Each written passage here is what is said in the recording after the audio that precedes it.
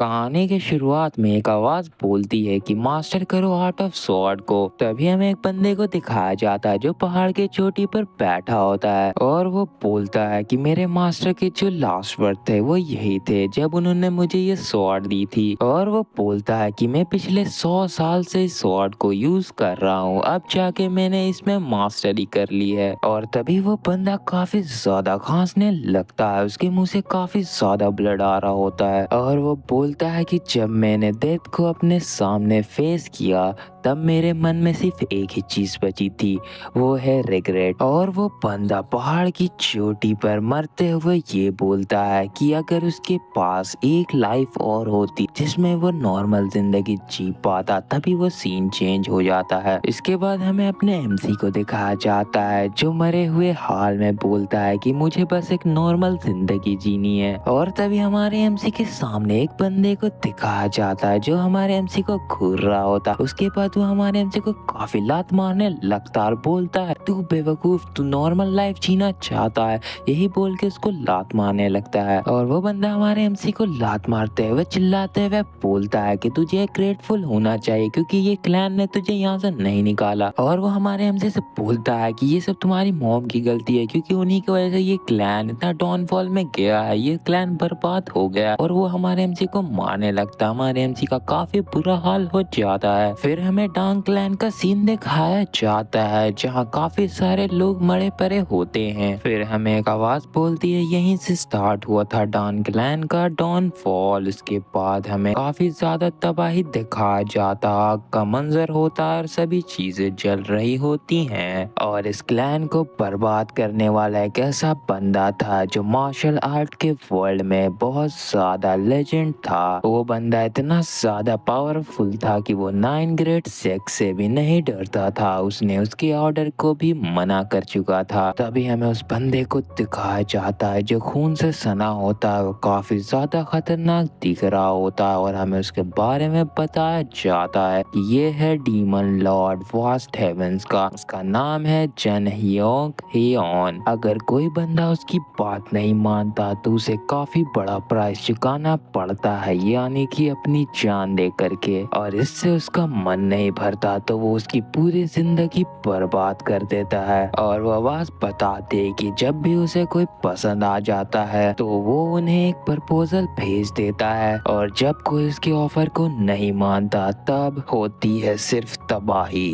वो बंदा अकेले ही पूरे फोर्स को हरा सकता है और जो डान क्लैन था वो भी इस बंदे से बच नहीं पाया क्योंकि जो डान क्लैन की जी ही रहती है वो उसके नजर में आ जाती है। और वो आवाज बोलती है कि जो बैटल हुई थी अगेंस्ट में डीमन फास्ट हेवेंस के और उसमें जो डान क्लैन थी उसने अपनी पूरी पावर लगा दी थी, मगर इन सब के बावजूद उनके जितने भी रिसोर्सेस थे वो सभी खत्म हो गए थे और हमें वहाँ लाशें ही लाशें दिखती हैं जिन्हें मारते हुए वो बंदा आगे जा रहा था, डीमन लॉर्ड। इसके बाद वो आवाज बोलती है कि जो ग्रेट क्लैन था वो अपने खत्म होने के कगार पर आ चुका था। इसके बाद वापस से हमें प्रेजेंट सीन में ले जाया जाता है जहाँ हमारा एमसी अभी भी मार खा रहा होता है। हमारे एमसी का हालत काफी ज्यादा खराब हो चुका था और इसके सामने जो बंदा खड़ा था वो उसे बोल रहा था कि क्या हुआ, अभी तो मैंने तुम्हें मारना स्टार्ट किया है। ये सुनने के बाद हमारा एमसी गुस्से में अपनी दांत पीसते हुए उसको घूरता है। ये देख के वो बंदा गुस्से में और उसे मारने लगता है और वो बोलता है तुम्हारी हिम्मत कैसे हुई मुझे इस तरीके से देखने की। और वो बोलता है ये सब तुम्हारी मदर की गलती है ये सब। और हमारा एमसी जमीन में पड़े पड़े उन लोगों को जाते हुए देख रहा होता है और वो सोचता है कि ये मेरा नॉर्मल दिन है, मेरा हर दिन ऐसा ही गुजरता है। फिर जो हमारा एमसी रहता है वो अपने घर की ओर जाने लगता है और वो सोचता है कि जो क्लैन का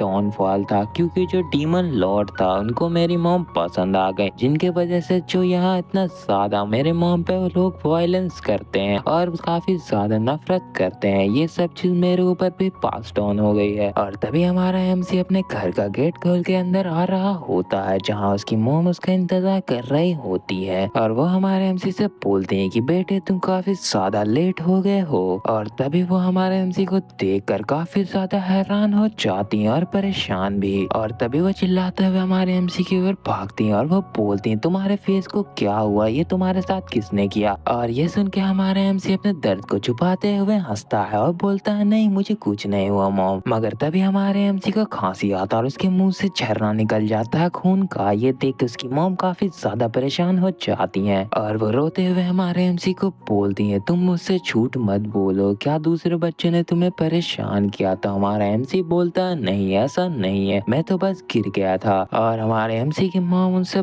बोलती हैं कि क्या होगा अगर ये जो स्कार है ये तुम्हारे फेस पे रह जाए, ये नहीं हटे। तो हमारा एमसी बोलता है कि मैं अगली बार से ज्यादा केयरफुल रहूंगा। और तभी हमारा एमसी अपनी मॉम का हाथ पकड़ते हुए बोलता है आप परेशान ना हो, मैं ठीक हूँ। ये सुनने के बाद हमारे एमसी की मॉम थोड़ी शांत होती है और हमारा एमसी वहाँ से जाने लगता है। तभी उसकी मॉम उससे पूछती है कि डिनर का क्या होगा। तो हमारा एमसी बोलता है कि मदर मुझे माफ करना, मुझे अभी इतना भूख नहीं है, मैं अभी अपने रूम में जा रहा हूँ। इसके बाद हमें दिखाया जाता है कि हमारा एमसी अपने रूम में अपने बेड पर लेटा होता है और हमारा एमसी सोच रहा होता है कि ये सब गलती मॉम की नहीं है और इसके बारे में मैं किसी से बात भी नहीं कर सकता। और हमारा एमसी सोचता है कि अगर मैंने इसके बारे में और कुछ बात किया तो चीजें और खराब होते जाएंगे और यही रीजन था जिसकी वजह से मैंने अपने फादर को भी खो दिया।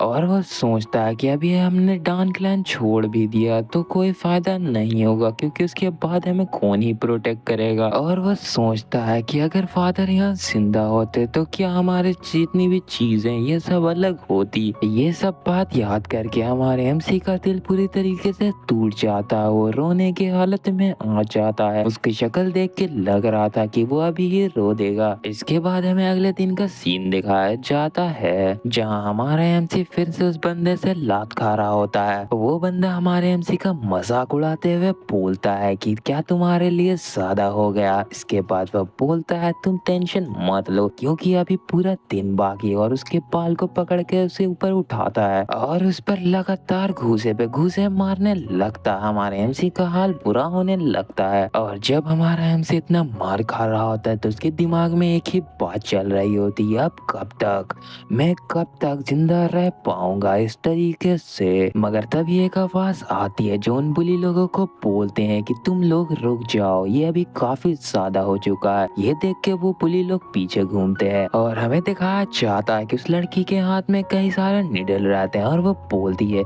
कि मैंने इसके साथ काफी ज्यादा टाइम बिताया है तो इस पे थोड़ा इजी जाओ। और वो वहाँ पे उछलते हुए उन लोगों को निडल दिखा रही होती है। उसे देखने के बाद वो बुली बोलते हैं फिर से नहीं, अब ये क्या लेकर आई है। इसके बाद वो लड़की उन लोगों को बताती है कि जो हायर सिलेक्शन प्रोसेस है वो आने वाला है तो क्या मुझे इस पॉइजन को टेस्ट नहीं करना चाहिए जो मैं यूज करने वाली हूँ। और तभी वो उस पॉइजनस निडल को निकालती है जिसे देखकर तो वो बुली भी हैरान हो जाते हैं। और तभी उनमें से एक बुली हमारे एमसी के ऊपर चढ़कर बैठ जाता है जिसके बाद हमारे एमसी के चीखें निकल जाती है और वो बुली हमारे एमसी को डराते हुए बोलता है तुम्हारी एक गलत चाल और तुम यहाँ मारे जाओगे। और वो जो बुली रहता है वो अपने दोस्तों से बोलता है कि मैं ध्यान रखूंगा कि ये यहाँ से ना हिल पाए, तुम मुझे थैंक्स बाद में कर देना। और तभी वो लड़की हमारे एमसी की ओर पढ़ने लगती है और वो बोलती है तुम इतना टेंशन मत लो, मैं इसे इस्तेमाल करने के बाद तुम्हें एंटीडोट दे दूंगी। जो देख के हमारे एमसी का फटने लगता है, वो पूरे गुस्से में रहता है। फिर वो लड़की बोलती है तो ठीक है तुम ट्राई करना कि तुम मरो नहीं, ठीक है ना। उसके बाद वो उसका बाल पकड़ लेती है और उसके गर्दन में उस पॉइजन को इंजेक्ट कर देती है। और जैसे ही वो निडल हमारे एमसी के गर्दन में जाता है उस गर्दन के चारों तरफ पॉइजन फैलने लगता है। और तभी हमारे एमसी को दिखाया जाता है जो काफी ज्यादा दर्द में रहता है, वो काफी चिल्ला रहा होता है, उसकी आंख से काफी ज्यादा आंसू बह रहा होता है। और वो जो बेरहम लड़की रहती है वो बोलती है देखो तो इसकी स्किन में अभी से पॉइजन फैलने लगा। और तभी हमारे एमसी के दर्द भरे आंखों में उस बेरहम लड़की को दिखाया जाता है जो काफी ज्यादा शैतानी हंसी हंस रही होती है। और तभी हमारे एमसी की आवाज आती है, वो बोलता है कि कब तक, मैं कब इससे ठीक हो पाऊंगा। उसके बाद वो काफी ज्यादा जोर से चिल्लाता है। इसके बाद हमें बारिश का सीन दिखाया जाता है जहाँ हमारा एमसी जमीन पर पड़ा होता है। वो जमीन पर पड़े पड़े अपनी आखिरी सांसें ले रहा होता है। वो सोचता है कि ये काफी ज्यादा अच्छा है कि ये मेरी जो जिंदगी है वो यहाँ खत्म हो रही है। मगर फिर वो अपनी मॉम के बारे में सोचता है और वो सोचता है कि मेरे जाने जाने के बाद मेरी मदर को कौन प्रोटेक्ट करेगा। ये सोचने के बाद जो हमारा एमसी रहता है वो अंदर से पूरी तरीके से टूट जाता है। वो सोचता है मैं इतना ज्यादा कमजोर क्यों हूँ, अगर मेरे पास पावर होती तो मैं इन लोगों से लड़ पाता। और हमारा एमसी जमीन में हाथ पटकते हुए बोल रहा होता है कि मैंने कुछ ज्यादा नहीं मांगा था, मुझे बस इतनी ताकत चाहिए कि मैं अपने आप को और अपनी मदर को बचा सकूं। और ये सब बोलते हुए हमारे एमसी की आँख काफी ज्यादा लाल हो जाती है। वो चिल्लाते हुए बोलता है कि मुझे बस एक नॉर्मल जिंदगी जीनी है। मगर तभी कुछ होता है, एक स्वॉर्ड जो बिजली की रफ्तार से हमारे एमसी के सामने आके गिरती है, जिसे देख के हमारा एमसी भी कंफ्यूज हो जाता है। हमारा एमसी सोचता है एक स्वॉर्ड, और तभी स्वॉर्ड को दिखाया जाता है जो काफी ज्यादा पावरफुल लग रही होती है। हमारा एमसी इस तलवार को देखते हुए बोलता है कि ये यहाँ क्या कर रही है। वो कंफ्यूजन में सोचता है कि ये तो पहली बार है जब मैं इसे यहाँ देख रहा हूँ, मगर वो सोचता है कि मुझे इसे देखते हुए ऐसा फील हो रहा है कि मैं इसे पहले से जानता हूँ। और तभी वो होता है जिसका आप सभी को इंतजार था। हमारा एमसी उस स्वॉर्ड को पकड़ लेता है, और तभी उस तलवार में से काफी ज्यादा ऑरा निकलने लगता है, जिसे देख के हमारा एमसी सोचता है क्या ये मेरी है। और तभी हमारे एमसी की लाल आंखें बड़ी बड़ी हो जाती हैं, और तभी हमारे एमसी के दिमाग में स्वॉर्ड मास्टर की यादें आने लगती हैं, जो बोल रहा होता है कि मैं पिछले 100 साल से स्वॉर्ड चला रहा हूँ। और तभी जो मास्टर ऑफ स्वॉर्ड रहती है उसकी आंख ग्लो करने लगती है, और वो बोलता है मैं वापस आ ही गया। तभी वो कुछ मेथड परफॉर्म करने लगता है, the method of the sword, उसके बाद the method of flow of sword, उसके बाद the path of the sword, और आखिर में द एनलाइटमेंट। और वो बोलता है कि इस चीज को अचीव करने के लिए ना जाने मैंने कितनी बार स्वॉर्ड चलाई है, ये तो आप देख ही सकते हो। उसके बाद हमें दिखाया जाता है उस पहाड़ पर सिर्फ निशान ही निशान रहती हैं तलवार की, और वो स्वॉर्ड किंग उन सारे निशानों को देख रहे होते हैं। और तभी जो स्वॉर्ड किंग रहते हैं उन्हें दिखाया जाता है जिनके मुंह से ब्लड आ रहा होता है। देख के लग रहा होता है वो किसी चीज के बारे में परेशान है, और वो हमें बताते हैं कि जो आखिर में रह गया वो सिर्फ था एम्प्टीनेस। और अपने हाथों को देखते हुए बोलते हैं सिर्फ और सिर्फ पछतावा, इसके बावजूद कि मैंने स्वॉर्ड आर्ट में मास्टरी हासिल कर ली थी। और वो बोलते हैं कि मैं अपनी मौत से तो बच नहीं पाया, अगर मुझे दूसरी जिंदगी मिले तो मैं एक ऐसी जिंदगी जीना चाहूंगा जहां मैं एक नॉर्मल लाइफ जी सकूं। और तभी हमें एक आइकॉनिक सीन दिखाई देता है जहां हमारे एमसी के पीछे स्वॉर्ड किंग रहते हैं, और हमें पता चलता है कि जो स्वॉर्ड किंग है और हमारा एमसी वो दोनों एक ही बंदे हैं। हमारा एमसी स्वॉर्ड किंग का पुनर्जन्म रहता है, और उसे अपनी पुरानी पास्ट की मेमोरी याद आ जाती है। और तभी हमारा एमसी सोचता है कि ये मेरी दूसरी जिंदगी है, मगर फिर भी मुझे यहाँ नॉर्मल लाइफ जीनी है। और तभी वो बोलता है कि मुझे सब कुछ याद आ चुका हूँ, मैं ही हूँ गॉड ऑफ स्वॉर्ड पास्ट का। और तभी हमें एक और भयानक सीन दिखाया जाता है जहाँ एक तरफ हमारे एमसी का चेहरा तो दूसरी तरफ गॉड ऑफ स्वॉर्ड। इसके बाद जो गॉड ऑफ स्वॉर्ड रहता है वो अपनी स्वॉर्ड को उठाता है और काफी तगड़ा स्लैश लगाता है, और वो अपने एमसी के बॉडी में चला जाता है, जिसके बाद वो बोलता है अभी से मैं एक इंसान की जिंदगी जीऊंगा। इसके बाद जो सीन रहता वहां से शिफ्ट हो जाता और सुबह का सीन दिखाया जाता जहां बारिश रुक चुका होता है। तभी हमारे एमसी के घर को दिखाया जाता है जहां उसकी मॉम बोल रही होती है बेटे तुम कहाँ जा रहे हो, अभी तुम्हारी जो बीमारी है वो ठीक नहीं हुई है, उसे ठीक होने में टाइम लगेगा। इसके बाद हमारा एमसी बोलता है कि मैं ठीक हूँ मदर, मगर जो उसकी मॉम रहती है वो उससे बोलती है कि मैं जानती हूँ कि तुम परेशान हो, मगर मैं अब से ऐसा नहीं होने दूंगी। ये सुनने के बाद हमारा एमसी उससे बोलता है कि मॉम मैं आपसे बाद में मिलूंगा। तभी हमारा एमसी वहां से जाने लगता है। तभी जो सीन रहता है वो शिफ्ट हो जाता और हमें उन दोनों बुली को दिखाया जाता है जिनमें से एक बोल रहा होता है क्या तुम्हें लगता है कि वो बंदा आज भी आएगा। तो उनमें से जो एक बुली रहता है वो बोलता है कि हमने पिछले दिनों से कुछ ज्यादा ही पीट दिया था। और उनमें से एक बंदा बोलता है कि तुम्हें नहीं लगता कि ना ही उसने कुछ बोला और ना ही उसके मदर ने इतना कुछ होने के बाद बोला। तो मुझे लगता है कि अगर वो हमारे सामने आया तब तब हमें उसे छोड़ देना चाहिए। ये सुन के जो दूसरा पुली रहता है वो हंसते हुए बोलता है, क्या तुम मुझसे मजाक कर रहे हो? और वह पुली बोलता है कि इन सब के बावजूद मुझे कोई फर्क नहीं पड़ता, अगर वो मेरे सामने आया तो वो मार खाना डिजर्व करता है। और वो बोलता है कि अगर वो हमारे सामने नहीं आया तो हम उसके घर जाएंगे। ये सुन के दोनों बुली हंसने लगते हैं, मगर तभी उनमें से एक बुली नोटिस करता है कि हमारा एमसी उनके सामने आ गया है और वो अपने दोस्त से बोलता है, ओ तुम देखो वो आ गया। तभी हमारे एमसी की आइकॉनिक एंट्री दिखाई जाती है जहाँ वो काफी कूल अंदाज में चलते हुए उनकी ओर बढ़ रहा होता है। और तभी एक पुलिस जो रहता है वो पेड़ पे रहता है और वो बोलता है कि इसे यहाँ आने में इतना टाइम क्यों लग गया। तो जो दूसरा पुलिस रहता है उसकी ओर देखने लगता है और तभी वो जो बंदा रहता है वो नीचे कूदता है और वो बोलता है कि मुझे लगा था कि ये यहाँ नहीं आएगा। और हमें दिखता है कि ये वही बुरी लड़की है और वो हमारे एमसी को आवाज देते हुए बोलते हैं कि हम यहाँ हैं, तुम यहाँ आ जाओ। और वहाँ पर जो और दो बुली रहते हैं उस लड़की को देखकर हंसने लगते हैं और उनमें से एक बुली उसको गाली देता है। ये सुन के मुझे काफी ज्यादा अच्छा लगा। हमारा एमसी उनके सामने आ जाता और उन्हें घूरने लगता है। इसके बाद हमारे एमसी के सामने एक बंदा आ जाता है और वो बुली हमारे एमसी से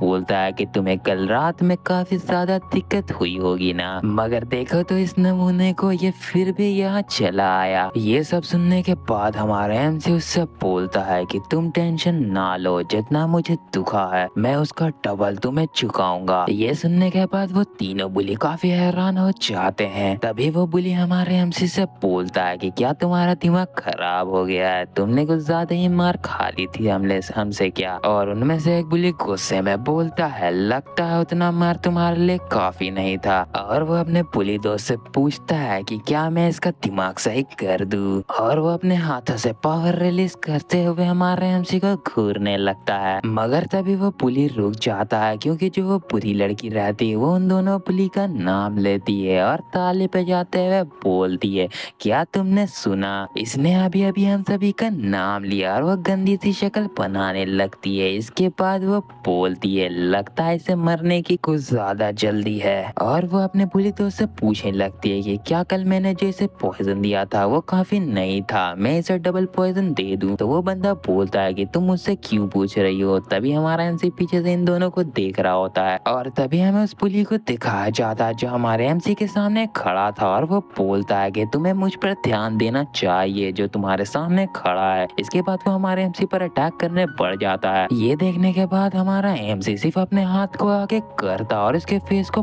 पकड़ लेता है। इसके बाद वो उसके फेस को घुमाते हुए जमीन में पटक देता है। ये देखने के बाद उन दोनों बुली का फट जाता है, वो काफी ज्यादा हैरान हो जाते हैं। और तभी हमारे एमसी को दिखाया जाता है जो वहाँ खड़ा होता है जिसके नीचे वो बुली पड़ा होता है। पूरा जमीन वहाँ छितरा जाता है और उनमें से एक बुली बोलता है कि उसने जीहोंग को एक ही अटैक में हरा दिया। और जो वो बुरी लड़की रहती है वो बोलती है कि मैंने कभी नहीं सोचा था कि ये मार्शल आर्ट सीख सकता है, यहाँ क्या हो रहा है? तो वो जो दूसरा बंदा रहता है कि मुझे नहीं मालूम। तभी जो वो बेवकूफ लड़की रहती है वो हमारे एमसी से बोलती है कि तुम ही नहीं हो एक लौते जो पावर यूज कर सकता है। ये सुनने के बाद हमारा एमसी उसकी तरफ देखता और वो बोलता है कि तुम्हारे कहने का मतलब है कि तुम भी पार्टिसिपेट करोगी हायर सेक्शन प्रोसेस में, क्यों? मैंने सही कहा ना? और हमारा एमसी उन लोगों की तरफ बढ़ते हुए बोलता है, तो मुझे बताओ क्या तुम यही चाहते हो? और हमारे एमसी को अपनी ओर आते हुए देखते हुए उन बुली लोगों का हालत टाइट हो जाता है। उनमें से जो बुली का लीडर रहता है वो सोचता है, डैम इट, ये बंदा पूरी तरीके से बदल गया, वो भी एक रात में। और जो वो बुली रहता है वो अपने आप को शांत करने की कोशिश करता और वो सोचता है कि जो जी होंग था वो इसलिए हारा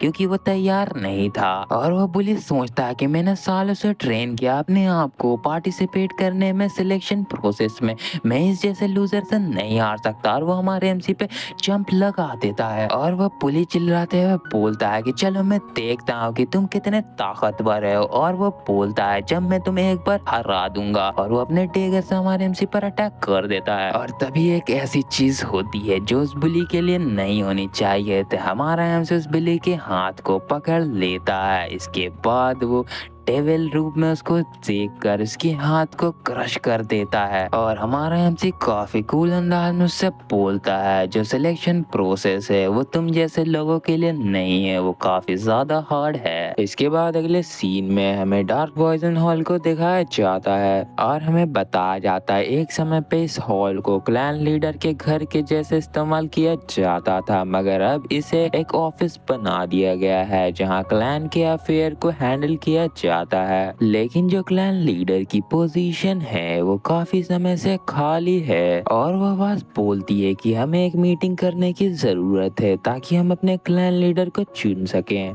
उसके बाद हमें एक बूढ़े आदमी को दिखाया जाता है, वो बोलता है लगता है कि यहाँ सब कोई आ चुके हैं तो चलो इस मीटिंग को शुरू करते हैं। और वो जो बूढ़ा आदमी रहता है वो बोलता है उन सभी लोगों को छोड़ के जो हायर सिलेक्शन प्रोसेस में पार्टिसिपेट करने वाले हैं, और वो आगे बोलते हैं कि हम लोगों को डिसाइड कर लेना चाहिए जो योंग मियोंग डान है उसके बारे में, son of the poisonous Phoenix, क्या वो इस रेस में पार्टिसिपेट करेगा। इसके बावजूद उसने ना ही किसी को बोला और ना ही कोई ऑफिशियल स्टेटमेंट दी है कि वो पार्टिसिपेट करना चाहता है। और तभी हमारे एमसी को दिखाया जाता है जो उस बुली का बाल पकड़े उसे घसीटते हुए लेकर जा रहा होता है और बैकग्राउंड में हमें उस बूढ़े आदमी की आवाज आती है जो बोलता है कि अब ये सीक्रेट नहीं रह गया है कि वो दूसरों बच्चों से बुली होता है। और वो आगे बोलता है कि इन सभी चीजों को देखते हुए मुझे तो नहीं लगता कि हमें उसको इंक्लूड करना चाहिए इस प्रोसेस में। तभी हमारे एमसी के पास में दो बंदे खड़े थे, वो काफी ज्यादा हैरान हो जाते हैं और डर जाते हैं और उनमें से एक बंदा हैरान होते हुए बोलता है लेकिन ये तो योंग मियोंग है जो कि हमारे पुराने लीडर का बेटा है। और जो हमारा एमसी रहता है उस बुली को टानते हुए वहाँ से आके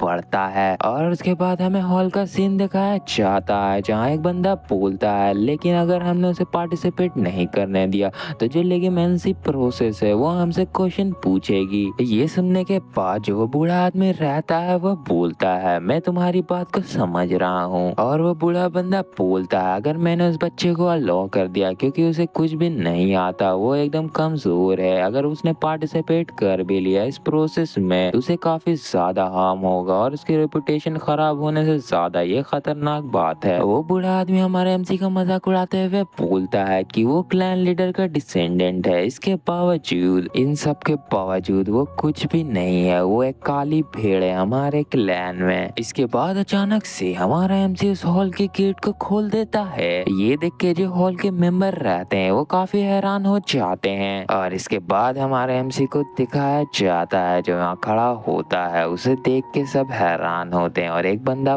बोलता है योंग मियोंग तुम यहाँ कैसे। और वो बूढ़ा आदमी काफी गुस्से में आ जाता है, वो हमारे एमसी से बोलता है योंग मियोंग क्या तुम जानते हो कि तुम क्या कर रहे हो। ये सुनने के बाद हमारा एमसी बोलता है हाँ मैं जानता हूँ कि मैं क्या कर रहा हूँ। और जैसा ही हमारा एमसी ये बात बोलता है वहाँ चारों तरफ सन्नाटा हो जाता है और जितने भी एल्डर रहते हैं वो हमारे एमसी को घूरने लगते हैं। मगर तभी हमारा एमसी उस बुरी लड़की के बाल को पकड़ के उसको उन लोगों के सामने कर देता है और उस लड़की का हाल तो आप देख ही सकते हैं। उसे देखने के बाद उस बूढ़े आदमी का हालत खराब हो जाता है, वो काफी गुस्से में या कंफ्यूजन में लग रहा होता है। और हमारा एमसी उनसे बोलता है कि इस क्लैन के अंदर काफी सारे कचड़े भरे पड़े हैं। और हमारा एमसी उस लड़की को दिखाते हुए बोलता है कि हाँ ये उन कचड़ों में से एक है। ये सब सुनने और देखने के बाद एक बंदा भड़कते हुए बोलता है तुम्हारी हिम्मत कैसे हुई, तुमने एक सिलेक्शन प्रोसेस के कंटेस्टेंट के साथ ऐसा कैसे किया। और आसपास के जितने भी लोग रहते हैं वो हमारे एमसी पे काफी ज्यादा भड़के हुए होते हैं। और एक और बंदा चिल्लाता और बोलता है क्या तुम इस बात से अनजान हो कि एक कंटेस्टेंट को हार्म करना ये एक बहुत बड़ा क्राइम है। ये सुनने के बाद हमारा एमसी बोलता है मैं अच्छी तरीके से क्लैन लॉ के बारे में जानता हूँ, अगर दो कंटेस्टेंट के बीच में कोई लड़ाई झगड़ा है तब आपका लॉ क्या बोलता है, आपको ये नहीं मालूम। ये सुनने के बाद एक बंदा हैरान होता है, बोलता है वेट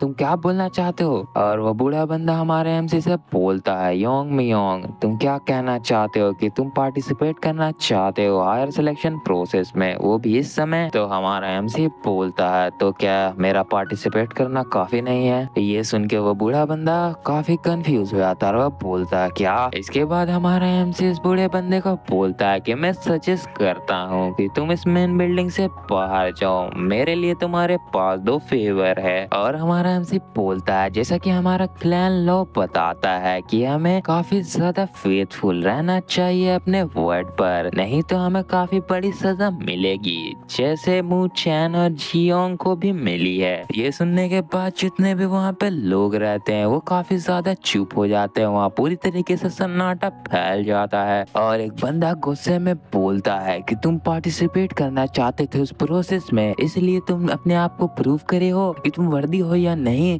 इसलिए तुमने ये सब किया। और एक बंदा चिल्लाते हुए बोलता है एल्डर आप इसे एक्सेप्ट मत करना, इसने काफी ज्यादा बेइज्जती की है जितने भी कंटेस्टेंट पार्टिसिपेट कर रहे थे उनकी। और एक और बंदा चिल्लाते हुए बोलता है मैं इसकी बात से एग्री करता हूँ, क्योंकि ये बच्चा दूसरे बच्चों के लिए काफी बड़ा थ्रेट है उन कंटेस्टेंट के लिए जो पार्टिसिपेट करना चाहते हैं। तभी उनमें से एक आदमी अपना हाथ उठाते हुए बोलता है बहुत हो गया, तुम लोग चुप हो जाओ। और वो बूढ़ा आदमी बोलता है योंग मियोंग डान पार्टिसिपेट करेगा इस हायर सिलेक्शन प्रोसेस में। ये सुन के बाकी सभी लोग हैरान हो जाते हैं और वो लोग बोलते हैं एल्डर ये आप क्या बोल रहे हो। तभी वो एल्डर काफी गुस्से में आ जाता है, उसके चारों तरफ से काफी ज्यादा ऑरा निकल रहा होता है। वो बोलता है क्या रीजन है जिसकी वजह से मैं इस बच्चे को रोकूं, ये पूरी तरीके से क्वालिफाई है पार्टिसिपेट करने के लिए। और वो हाथ पटकते हुए बोलता है तुम भूल गए इस मीटिंग का क्या रीजन था। तभी हमारे एमसी को दिखाया जाता है जिसको वो बूढ़ा आदमी बोलता है योंग मियोंग तुम्हारी स्किल ने अगर तुम्हें नहीं बचाया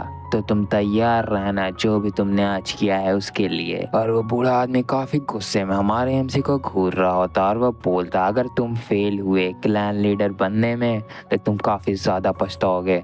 इसके बाद हमें एमसी के घर को दिखाया जाता है जहाँ उसकी मॉम उससे बोल रही होती है कि मैंने सुना आज क्या हुआ। और वो थोड़ा परेशान होते हुए बताते हैं कि मुझे बताया गया कि तुम लीडर बनने वाले सिलेक्शन में पार्टिसिपेट करना चाहते हो। और हमारा एमसी अपनी मॉम से बोलता है हाँ मॉम मैं जानता हूँ कि मैं क्या कर रहा हूँ। और ये सुनने के बाद उसकी मॉम सोचती है कि मुझे लगता है इसने काफी ज्यादा इसके बारे में सोचा है और मैं ये नहीं कह सकती कि ये काफी ज्यादा फ्रस्ट्रेशन और गुस्से में ये कर रहा है। और उसकी मॉम हमारे एमसी को देखते हुए बोलती है योमियोंग मैंने इसका नाम योमियोंग इसलिए रखा था क्योंकि मैं चाहती थी कि ये जिंदा रहे चाहे कैसा भी सिचुएशन क्यों ना हो। और वो आगे सोचती है कि अब मैं इसकी तरफ देखती हूँ तो मुझे कोई छोटा बच्चा नहीं दिखता, अब मुझे ऐसा लगता है कि कोई पावरफुल प्रेजेंस है जो बड़ा हो रहा है। और इसके बाद हमारे एमसी के मॉम हमारे एमसी के हाथ पकड़ते हुए बोलती है कि ना ही मैं तुमसे ये पूछूंगी कि तुमने एनर्जी कंट्रोल टेक्निक कहाँ से सीखी और ना ही ये कि तुमने उन तीनों बच्चों को अकेले कैसे हरा दिया। और वो सीरियस होते हुए बोलती हैं कि मगर तुम मुझे ये बताओ क्या तुम वो कंपटीशन जीत सकते हो। ये सुनने के बाद हमारा एमसी मुस्कुराते हुए बोलता है हाँ क्यों नहीं मदर, आफ्टर ऑल मैं पॉइजनस फीनिक्स का ही तो बेटा हूँ। ये सुनने के बाद उसकी मॉम काफी ज्यादा इमोशनल हो जाती है और वो बोलती है मेरे बेटे। और वो हमारे एमसी को गले लगाते हुए बोलती है देखो तो मेरा बेटा कितना बड़ा हो गया, मुझे तुम पर बहुत प्राउड है मेरे बेटे। ये सुनने के बाद हमारा एमसी भी काफी खुश हो जाता है। और इसके बाद हमारा एमसी सोचता है कि मैं कुछ भी करूंगा अपनी मॉम को प्रोटेक्ट करने के लिए और अपनी ऑर्डिनरी लाइफ जीने के लिए। और इसके बाद हमारा एमसी अपने एनिमी को याद करते हुए सोचता है अगर मेरे रास्ते में कोई आया तो मैं उसे मौत के घाट सुला दूंगा, चाहे वो कोई भी हो, मैं हर एक को चुन चुन के मारूंगा। और वो आवाज बोल रहा होता है सिस्टर जैसा चल रहा है वैसा चलने दो। और इसके बाद हमारे एमसी के मॉम और उसके भाई को दिखाया जाता है, वो हमारे एमसी के मॉम से बोल रहा होता है क्या तुम नहीं जानती तो यंग क्लैन लीडर का कंपटीशन वो बच्चों का खेल नहीं है। और वो बोलता है एवरी मूवमेंट इज प्रीशियस। और इसकी मॉम बोलती है कि हमें उसे छोड़ देना चाहिए, उसके पास ये सब करने का कोई रीजन है और आप भी ये जानते हैं ब्रदर। और वो आगे बोलती हैं कि अब वो कोई बच्चा नहीं रहा जो किसी प्लान के बिना काम करे। ये सुन के उसका ब्रदर बोलता है हाँ आपने सही कहा। और इसके बाद उसका भाई सोचने लगता है कि जो हमारा एमसी है उसकी जो मेंटालिटी है वो काफी बदल गई है, वो काफी हिम्मत वाला है।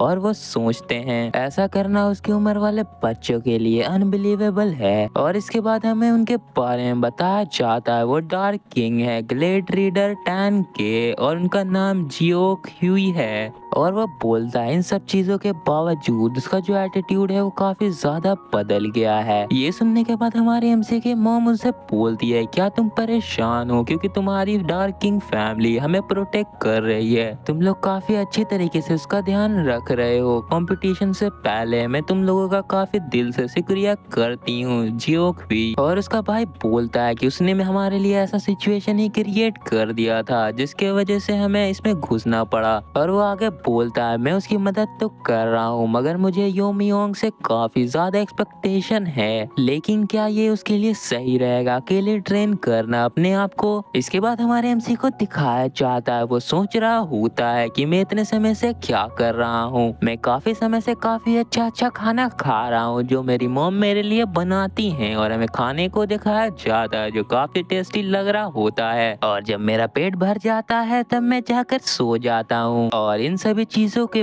बाद वो अपना इंटरनल मेथड का इस्तेमाल करता है और अपने उलझे हुए क्यूआई पाथ को सही करने की कोशिश करता है। और वो हमें बताता है कि उसके पास जितने भी स्ट्रेंथ और स्किल है वो अभी किसी काम के नहीं है। मेरे जैसा कोई जो अवेकन हुआ है वो भी पास्ट लाइफ से जिसने अपने पुरानी जिंदगी में स्वॉर्ड मास्टर का रिलम को छुआ था, उस रिलम पे मैं फिर से पहुंचूंगा इस समय में भी। और वो आगे बताता है इन सभी चीजों के बाद जो मेरी बॉडी है वो अभी तरीके से पूरी तरीके से तैयार नहीं हुई है इस पावर को अपने अंदर संभालने के लिए। अभी मैं सिर्फ 12 साल का हूँ, इस वजह से जो मेरी बॉडी के अंदर मेरेडियन है और पाथवे वो पूरी तरीके से ब्लॉक नहीं है इम्प्योरिटीज से। और वो अपने एक उंगली पे खड़े होते हुए बोलता है कि जैसे जैसे मेरा लेवल इंक्रीज होगा मेरी बॉडी में एक ट्रांसफॉर्मेशन होगा।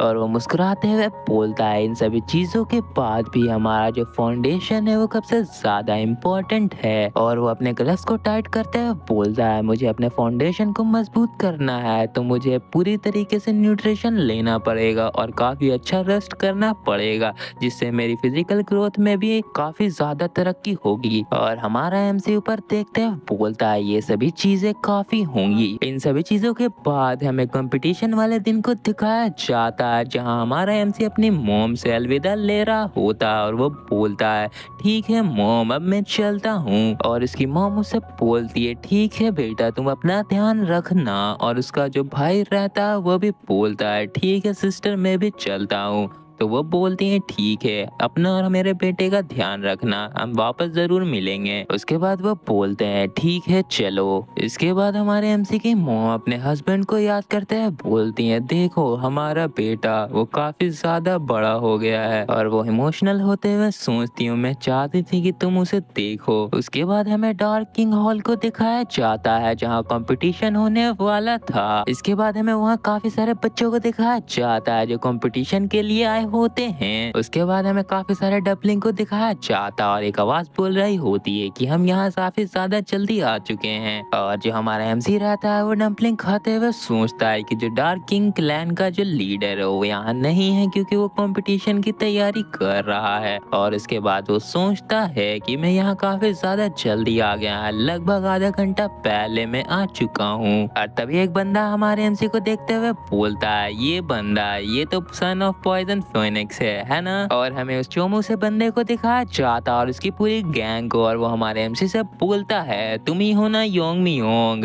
जिसने मो चैन को हराया था। और तभी वो बंदा और उसकी गैंग हमारे एमसी का मजाक उड़ाते हुए बोलते हैं कि ये रूमर गलत नहीं है ना कि तुम्हें तो सिर्फ मार्शल आर्ट भी नहीं आता। और उनमें से एक बंदा बोलता है तो देखो तो इस तरीके का बंदा कंपटीशन में भाग ले रहा है वो भी हमारे साथ, कितनी मजाक की बात है ना। और तभी जो हमारा एमसी रहता उनकी ओर घूमता और वो उनको सीरियस नहीं ले रहा होता। और एक और बंदा तभी बोल देता है कि ये जो यंग क्लैन लीडर है इसकी तो इज्जत पूरी तरीके से खत्म हो चुकी है। और अचानक से तभी उस बंदे पर अटैक हो जाता और वो बंदा वहीं ढेर हो जाता है। और उस बंदे की उस बुरी हालत को देखते हुए उसके टीममेट लोग बोलते हैं तुम ठीक हो क्या, तुम ठीक हो। और उनके टीम का एक बंदा गुस्से में बोलता है इस बंदे ने कोई अपना हिडन वेपन इस्तेमाल किया है। मगर उनके टीम का एक बंदा घबराते हुए बताता है नहीं तुम लोग रुक जाओ एक मिनट, ये कोई हिडन वेपन नहीं है, ये तो बस आधा खाया हुआ एक डम्पलिंग केक है। और हमें उस डम्पलिंग केक को दिखाया जाता और बंदे बोल रहे होते हैं किसने इस डम्पलिंग केक को इतने खतरनाक तरीके से कैसे फेंका। और बाकी सभी बंदे गुस्से में बोलते हैं हम इस बंदे को यहाँ से सही सलामत जाने नहीं देंगे और उस पर हमले करने की कोशिश करने लगते हैं। तभी हमारा एमसी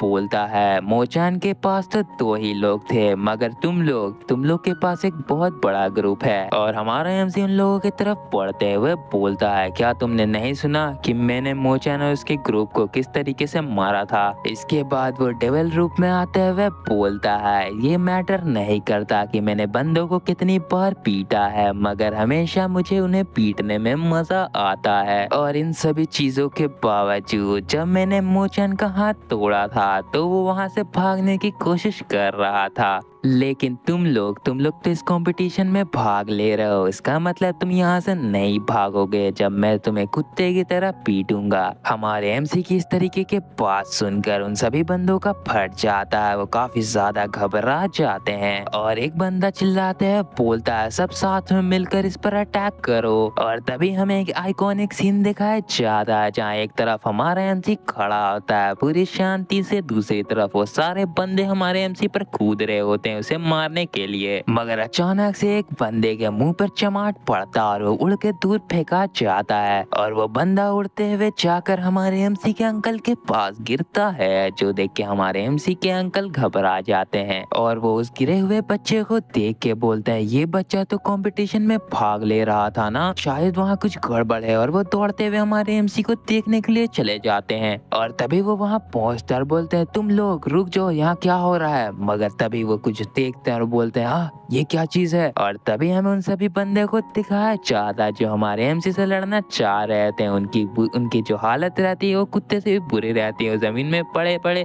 आवाज निकाल रहे होते हैं और कोई बोल रहा होता है ये बहुत दुख रहा है। और हमारा एमसी उन बंदों के ढेर पर बैठा होता है और वो अपना डम्पलिंग खाते हुए बोलता है आप यहाँ आखिरकार आ ही गए, मैं काफी ज्यादा बोर हो गया था यहाँ इंतजार करते करते। और वो काफी तगड़ी स्माइल देता है और हमारा एमसी अपने अंकल से बोलता है आप कुछ गलत मिसअंडरस्टैंड मत कर लेना, यही लोग थे जिन्होंने पहले ये लड़ाई स्टार्ट की थी, इसलिए मुझ पे थोड़ा रहम करना, मेरी शादी कोई गलती नहीं थी। ये सुनने के बाद उसके अंकल अपने सर पे हाथ पीटते। इसके बाद हमें ग्रैंड मास्टर का सीन दिखाया जाता है जहाँ एक बंदा बोल रहा होता है आप इसे नजरअंदाज नहीं कर सकते हैं ग्रैंड एल्डर, ये कैसे हो सकता है कितने सारे बच्चे कंपटीशन से पहले घायल हो गए। और वो आगे बोलता है कि अगर ऐसा पर्सन क्लैन लीडर बन गया तो कुछ ऐसा होगा जो हमने कभी अपने सपने में भी नहीं सोचा होगा। ये सब सुनने के बाद ग्रैंड एल्डर अपने सोच में खो जाते हैं। इसके बाद सीन शिफ्ट हो जाता है जहाँ हमें कंपटीशन का सीन दिखाया जाता है जहाँ बहुत सारे बच्चे और इंस्ट्रक्टर रहते हैं। इसके बाद उनमें से एक लड़की बोलती है कि ये कंपटीशन कैसे कंडक्ट होने वाला है, तो जो पिंक हेयर वाली लड़की रहती है वो बोलती है पहले के टाइम पे 3 से 4 साल का ट्रेनिंग होता था, उसके बाद 1v1 ड्यूल होता था। ये सुनने के बाद वो ब्लू हेयर वाली लड़की पूछती है कि तुम कौन हो, तो वो लड़की बताती है कि तुमने मुझसे सवाल किया था तो मैंने तुम्हारे सवाल का जवाब दिया, मैंने तो सुना था जो कंपटीशन के डिटेल है उन्हें छुपा कर रखा गया है, मगर तुम्हें कैसे मालूम है। ये सुनने के बाद वो लड़की काफी खुश आती है और वो बोलती है कि जो मेरे फादर है वो जनरल ऑफिस में काम करते हैं इसलिए मुझे ये बात पता है, इन्फॉर्मेशन काफी ज्यादा जरूरी होती है किसी भी सिचुएशन में। मगर तभी उन लोगों के इंस्ट्रक्टर आ जाते हैं और वो बोलते हैं तुम लोग चुप हो जाओ। और वो अपने बारे में बताते हैं कि मैं हूँ dark king clan leader Tang जियोक्वी, और वो बोलते हैं कि इस कंपटीशन को मैं ही कंडक्ट करने वाला हूँ। अब मैं तुम सभी को इस कंपटीशन के रूल को समझा देता हूँ। और उनको देख के बाकी सारे बच्चे काफी खुश हो जाते हैं और उनका नाम लेने लगते हैं द लीडर जियोक्वी, और बोलते हैं कि ये सबसे ज्यादा यंगेस्ट लीडर है हमारे क्लैन के। और वो कंपटीशन के बारे में बताते हुए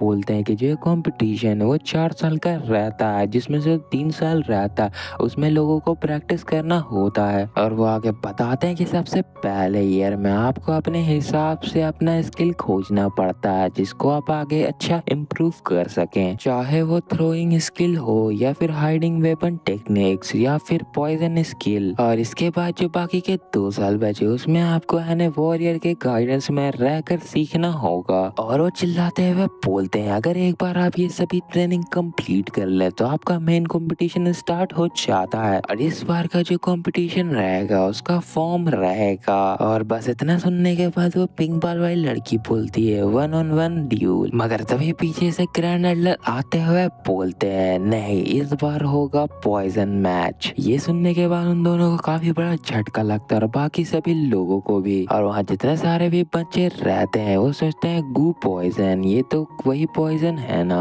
और हमें बताया जाता है कि इस मेथड में हमें स्ट्रॉन्ग पॉइजन को एक जार में रख कर एक दूसरे से फाइट करना पड़ता है और हमें इसे रिफाइन भी करना पड़ता है। ये जो गू पॉइजन मैच है ये एक पर्सनल कॉम्बैट कॉम्पिटिशन है जहाँ बंदे आखिर तक लड़ेंगे और आखिर में बस एक ही बंदा बचेगा। और जो ग्रैंड एल्डर रहते हैं वो बच्चों को बताते हैं कि असलियत में हम लोग 1-on-1 ड्यूल करवा के क्लैन लीडर को चूज करने वाले थे मगर कुछ ऐसा हादसा हो गया जिसके बाद हमें अपने डिसीजन को बदलना पड़ा। और अगर हम इस कंपटीशन को पहले जैसा रहने देते तो ये इंसिडेंट फिर से होता जिस वजह से हमने कंपटीशन का फॉर्मेट चेंज कर दिया ताकि जितने भी लोग हैं वो अपने फुल पावर का इस्तेमाल कर सकें। तभी हमारे एमसी को दिखाया जाता है जिसको सारे बंदे घूर रहे होते हैं वो भी काफी गुस्से में और बोल रहे होते हैं कि यही बंदा है टैंग योम यूंग जिसकी वजह से ये सब हो रहा है। और ग्रैंड एल्डर आके बताते हैं जो यंग क्लैन लीडर की पोजीशन वो काफी जरूरी है फ्यूचर के लिए क्योंकि फ्यूचर की जो टैन फैमिली है उन्हीं पर डिपेंड करेगी। ये कोई बच्चों का खेल नहीं एक नोबल सेरेमनी है जहाँ तुम्हें अपनी जिंदगी को रिस्क पर लगाना होगा ताकि तुम अपने लिमिट को पुश कर सको। और वो चिल्लाते हुए बोलते हैं कि लड़ो अपनी जिंदगी बचाने के लिए तुम्हारी जीत ही टैन फैमिली का फ्यूचर डिसाइड करेगी। फिर उनमें से कुछ कॉम्पिटिटर्स को बुलाया जाता है जिन्हें गू पॉइजन को सरवाइव करने के लिए बोला जाता है। पहला टैंग जियोंग इल, मो चैन, टैंग योंग, टैन शियोंग, टैन ग्यूक्लिन और आखिर में टैंग योंग मियोंग। और इसके बाद हमारे एमसी को दिखाया जाता है जो सोचता है ये उतना भी मुश्किल नहीं है। इसके बाद सीन शिफ्ट हो जाता है और हमें ब्लैक डेथ अलायंस टेरिटरी का सीन दिखाया जाता है जो डार्क मून स्वॉर्ड सेक्ट का मेन कैंप है। वहाँ मीटिंग चल रही होती है। एक बंदा बोल रहा होता है तुम सभी लोगों का बहुत बहुत शुक्रिया यहाँ आने के लिए। मैं अच्छे तरीके से जानता कि तुम सभी लोग काफी ज्यादा बिजी थे अपने काम करने में लेकिन मेरा बात एक बार जरूर से सुन लेना क्योंकि ये बहुत जरूरी बात है। और वो आगे बोलता है जैसा कि आप लोग जानते हैं जो टैन फैमिली है वो अभी काफी चुपचाप से अपना काम कर रही है। तो जो उनका दूसरा साथी ये सुन के वो बोलता है क्या तुम बात कर रहे हो यंग क्लैन लीडर कंपटीशन के बारे में। जहाँ तक मुझे पता है कि जो कंपटीशन है उसे डिक्लेयर कर दिया गया है कुछ दिन पहले ही। तो वो बंदा आगे बोलता है हाँ आप लोगों ने सही कहा और आपको क्या मालूम है जो पार्टिसिपेंट है वो वहीं के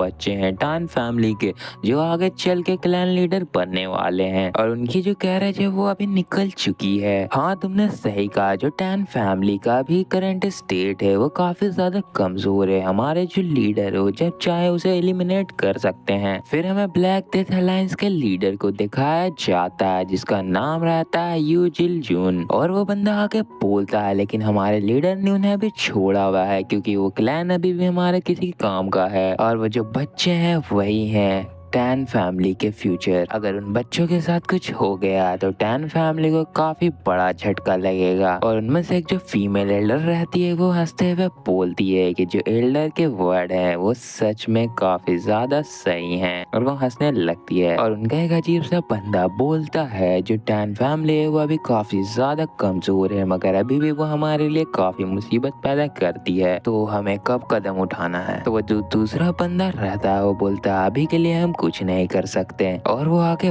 बोलता है मान लो अगर हमने कैरेजेस को फॉलो कर भी लिया और उनको मार भी दिया तो इससे जो टैन फैमिली है उसको ज्यादा फर्क नहीं पड़ेगा। और वो आगे बताता है कि जो टैन फैमिली का यंग क्लैन लीडर कंपटीशन है वो पूरे 4 साल से चल रहा है। तुम लोग इमेजिन कर सकते हो कि उन लोगों ने कितनी मेहनत की होगी उन बच्चों को बड़ा करने के लिए। लेकिन क्या हो जब आखिर में कंपटीशन के क्लाइमेक्स पे उन सभी को मार डालूं। इसके बाद वो जो टैन फैमिली है वो तो पूरी तरीके से टूट जाएगी। ये सुनने के बाद वो फीमेल एल्डर बोलती है जैसा कि हमने जिगल फैमिली और मोयोंग फैमिली के साथ किया था। और वो बंदा आगे बोलता हाँ तुमने बिल्कुल सही कहा, चलो अब हम उन्हें सिर्फ ट्रैक करते हैं और 4 साल का इंतजार और ये खेल शुरू। और वो बंदा हमें आगे बताता है कि जो ट्रैकर था उन्हें हमने पहले ही अरेंज कर दिया और यहाँ तक कि हमने एक सीड को भी प्लांट कर दिया है। अब तो ये जो पूरी टैन फैमिली है वो हमारे हाथों की कठपुतली बन चुकी है। इसके बाद हमें रात का सीन दिखाया जाता है जहाँ पहाड़ पर क्लैन लीडर कंपटीशन चल रहा होता है। वहाँ हमारा एमसी और उसका ग्रुप होता है और उसका जो लीडर या फिर जो इंस्ट्रक्टर रहता है वो बोल रहा होता है कि जो कंपटीशन का रूल है वो बदल चुका है, मगर जो शेड्यूल और है ना इसका प्रोसीजर है वो अभी भी सेम है पहले जैसा। और इस कंपटीशन के द्वारा जो पार्टिसिपेंट है उनको उनके नाम से नहीं बुलाया जाएगा, उन्हें उनके नंबर से बुलाया जाएगा। और हर एक ग्रुप में 4 बंदे होंगे और जो तुम्हारे ग्रुप का नंबर है वो है 7। उसके बाद हमें से ग्रुप के सभी बंदे का नंबर दिखाया जाता है जो आप स्क्रीन पर देख सकते हो। और तभी वो इंस्ट्रक्टर नोटिस करता है कि वहाँ एक बंदा नहीं है। वो बोलता है वेट, बाकी का एक बंदा कहाँ है? तभी हमारे एमसी को दिखाया जाता है जिसका नंबर रहता है 28। वो इंस्ट्रक्टर चिल्लाते हैं, बोलता है नंबर 28 तुम वहाँ क्या कर रहे हो, जल्दी से यहाँ आओ। तो हमारा एमसी से सॉरी बोलता है और बोलता है कि मैं यहाँ कुछ सोच रहा था, थोड़ा डिस्ट्रैक्ट हो गया था, मैं अभी आता हूँ। तो वो इंस्ट्रक्टर चिल्लाता है, बोलता अभी कोई भी समय नहीं है तुम्हें कुछ भी सोचने और डिस्ट्रैक्ट होने का, तुम अगर पीछे छूट गए तो तुम भुला जाओगे। तभी हमारा एमसी सोचता है कि इस बंदे ने वो सेंस नहीं किया जो मैंने सेंस किया था। मैंने यहाँ पीछे से कुछ प्रेजेंस को फील किया था और ये प्रेजेंस कुछ ऐसा नहीं था कि कोई कॉमन आदमी यहाँ से जा रहा है या फिर टैन फैमिली का कोई मेंबर हमारा कोई पीछा जरूर कर रहा है। तभी वो लोग एक बहुत बड़े पहाड़ के सामने आ जाते हैं जहाँ एक बंदा बोलता है कि इंस्ट्रक्टर यही जगह है क्या, लेकिन यहाँ तो कुछ भी नहीं है। तभी उस बड़े से चट्टान से आवाज आती है ग्रुप 7 पासवर्ड बताओ। ये देख के वो लोग हैरान हो जाते हैं और वो बोलते हैं क्या ये पहाड़ बात कर रहा है? तो ये सुन के वो इंस्ट्रक्टर चिल्लाते हुए बोलता है poison king of hidden poison. तभी उस चट्टान से आवाज आता है ठीक है और वो चट्टान खुलने लगता है। ये देखने के बाद वो चारों बंदे काफी हैरान हो जाते हैं। तभी उस चट्टान के अंदर से कोई निकलते हुए बोलता है तुम सबसे मिलके काफी अच्छा लगा और हमें उस बंदे को दिखाया जाता है। और वो बंदा अपना नाम जिगल बताता है और वो बोलता है कि मैं इस कंपटीशन को असिस्ट करूंगा तुम्हारे लिए। इसके बाद हमें जिगल के फैमिली के बारे में बताया जाता है। एक समय पे जो जिगल की फैमिली थी वो टैन फैमिली की तरह ही काफी ऊंचाइयों पर थी, मगर जब डीमन लॉर्ड आया तो उसने उसकी फैमिली को पूरी तरीके से खत्म कर दिया। और वो बंदा हमारे एमसी के ग्रुप से बोल रहा होता है कि जो टैन फैमिली उसी ने हमें बचाया था, जितने भी हम लोग बचे वो टैन फैमिली की वजह से बचे, जिस वजह से हमने टैन फैमिली से वादा किया था कि हम इस जगह को बचाएंगे उन बुरे लोगों से जो इस कंपटीशन को रोकना चाहते हैं और इसमें इंटरप्ट करना चाहते हैं। जो हमारे जिगल फैमिली है वो असिस्ट करती है तुम लोगों को इस फॉर्मेशन से निकालने के लिए। तभी वो लोग उस फॉर्मेशन को देख के काफी हैरान हो जाते हैं और सोचते हैं ये फॉर्मेशन टेक्निक जिगल फैमिली का है, ये कैसे पॉसिबल है, ये तो एक स्पेस जैसा है। तभी वो लोग उस फॉर्मेशन के सामने पहुंच जाते हैं, मगर वो जो एल्डर रहता है वो नोटिस कर लेता हमारे एमसी को और वो सोचता है इसके साथ क्या गलत है, ये बंदा फिर से कंसंट्रेट नहीं कर रहा, ये इसने अभी तक किसी भी चीज पर ध्यान नहीं दिया है। और मैं अगर सोचूं तो ये बंदा कैरेज में भी कुछ ज्यादा ध्यान नहीं दे रहा था। और तभी हमें कैरेज का सीन दिखाया जाता है जहाँ वो बंदा उनसे बोल रहा होता है अगर तुम लोग वहाँ पहुंच गए तो वहाँ उसके बाद तुम्हें 3 साल तक साथ में रहना है। ये सुन के वो सब बच्चे उसकी तरफ देखने लगते हैं और वो आके बोलता है कैसा रहेगा अगर तुम अपने आप को इंट्रोड्यूस करो। और वो हमारे एमसी की ओर देखते हुए बोलता है कि तुम ही होना टैंग योम योंग। और इसके बाद जो पिंक हेयर वाली लड़की रहती है वो अपना नाम टैंग यूरी बताती है और वो बोलती है कि मैंने तुम लोगों के बारे में काफी कुछ सुना है और खास के तुम्हारे बारे में मैंने सुना था कि तुमने कंपटीशन से पहले ही लड़ाई झगड़ा कर लिया था। और उनमें से एक और जो बंदा रहता है वो हमारे एमसी का बोलता है मेरा नाम जियोंग है, मुझे तुमसे मिलकर काफी अच्छा लगा, तुम काफी ज्यादा फेमस हो, मैंने तो यहाँ तक की सुना है कि तुमने यंग योंग को भी पीटा था, सही कह रहा हूँ ना मैं? और वो लड़के बोलते है कि तुम्हारे पास तो अपने ग्रेट ग्रैंडफादर के जैसी पावर है, वो भी थे जो 3 ग्रेट एल्डर में आते थे, क्यों मैंने सही कहा ना? और वो आगे बोलते कि तुम्हें काफी ज्यादा सावधान रहना चाहिए इस 4 साल की कंपटीशन पोजीशन में, लेकिन तभी हमारा हमसे कुछ बोल देता है। तभी हमारा हमसे उसको चुप कराता है, बोलता है कि तुम कहना क्या चाहते हो, इसमें मेरी गलती है कि जो ग्रुप मैच स्टार्ट हो चुका है। तभी वो लड़की घबराता है, बोलते ये सरप्राइजिंग है कि रूल चेंज हुआ, मगर मैं तुम पे ब्लेम नहीं कर रही हूँ। मगर उनमें से एक लड़की बोलती है नहीं नहीं, मुझे इसके बारे में बहस करना है, मुझे आर्ग्यू करना है। और उनमें से एक बंदा बोलता है कि हमें इन सबको भुला देना चाहिए क्योंकि आपसे हम एक ग्रुप में है। मगर वो जो लड़की रहती है बोलती है नहीं, मुझे अभी भी आर्ग्यू करना है, मुझे बहस करना है इसके बारे में। और वो लड़की हमारे एमसी की ओर देखते हुए बोलती है देखो ये कैसे देख रहा है, मैं तुम्हें इसके फेस को देख के ऐसा लगता है कि इसे कुछ पछतावा भी है कि इसने क्या किया है। ये सुनने के बाद हमारा एमसी छोटे से मुस्कुराहट देता है, वो थोड़ा उदास लग रहा होता है। वो लड़की बोलती है देखो तो ये हमें चिढ़ा रहा है, ये मुझे चिढ़ा रहा है। इसके बाद हमें सुबह का सीन दिखाया जाता है कि वो लोग आगे बढ़ रहे होते हैं और वो ब्लू बाल वाली लड़की सोच रही होती है कि दूसरे लोग तुम पर इजी जा रहे हैं, वो तुम्हें छोड़ दे रहे हैं, लेकिन मगर मैं तुम्हें माफ नहीं करूंगी, मैंने इस दिन के लिए काफी ज्यादा तैयारी की है। और वो गुस्से में सोचती है अगर इस बंदे ने और कोई दिक्कत खड़ी करी तो मैं इसे छोड़ूंगी नहीं। मगर अचानक से वो लड़की दूसरी लड़की से टकरा जाती है और वो उनसे बोलती है कि तुम लोग अचानक से रुक क्यों गए। तो वो लोग घबराते हैं, बोलते हैं कि जो इंस्ट्रक्टर चिगेल है वो अचानक से गायब हो गए हैं। और हमें दिखाया जाता है जो इंस्ट्रक्टर चिगेल रहते हैं वो वहाँ पे नहीं रहते। ये देख के सब घबरा जाते हैं हमारे एमसी को छोड़ करके। और उनमें से एक बंदा घबराते हुए बोलता है वो तो अभी थोड़ा देर पहले हमारे सामने ही थे, अचानक से वो कहाँ गायब हो गए।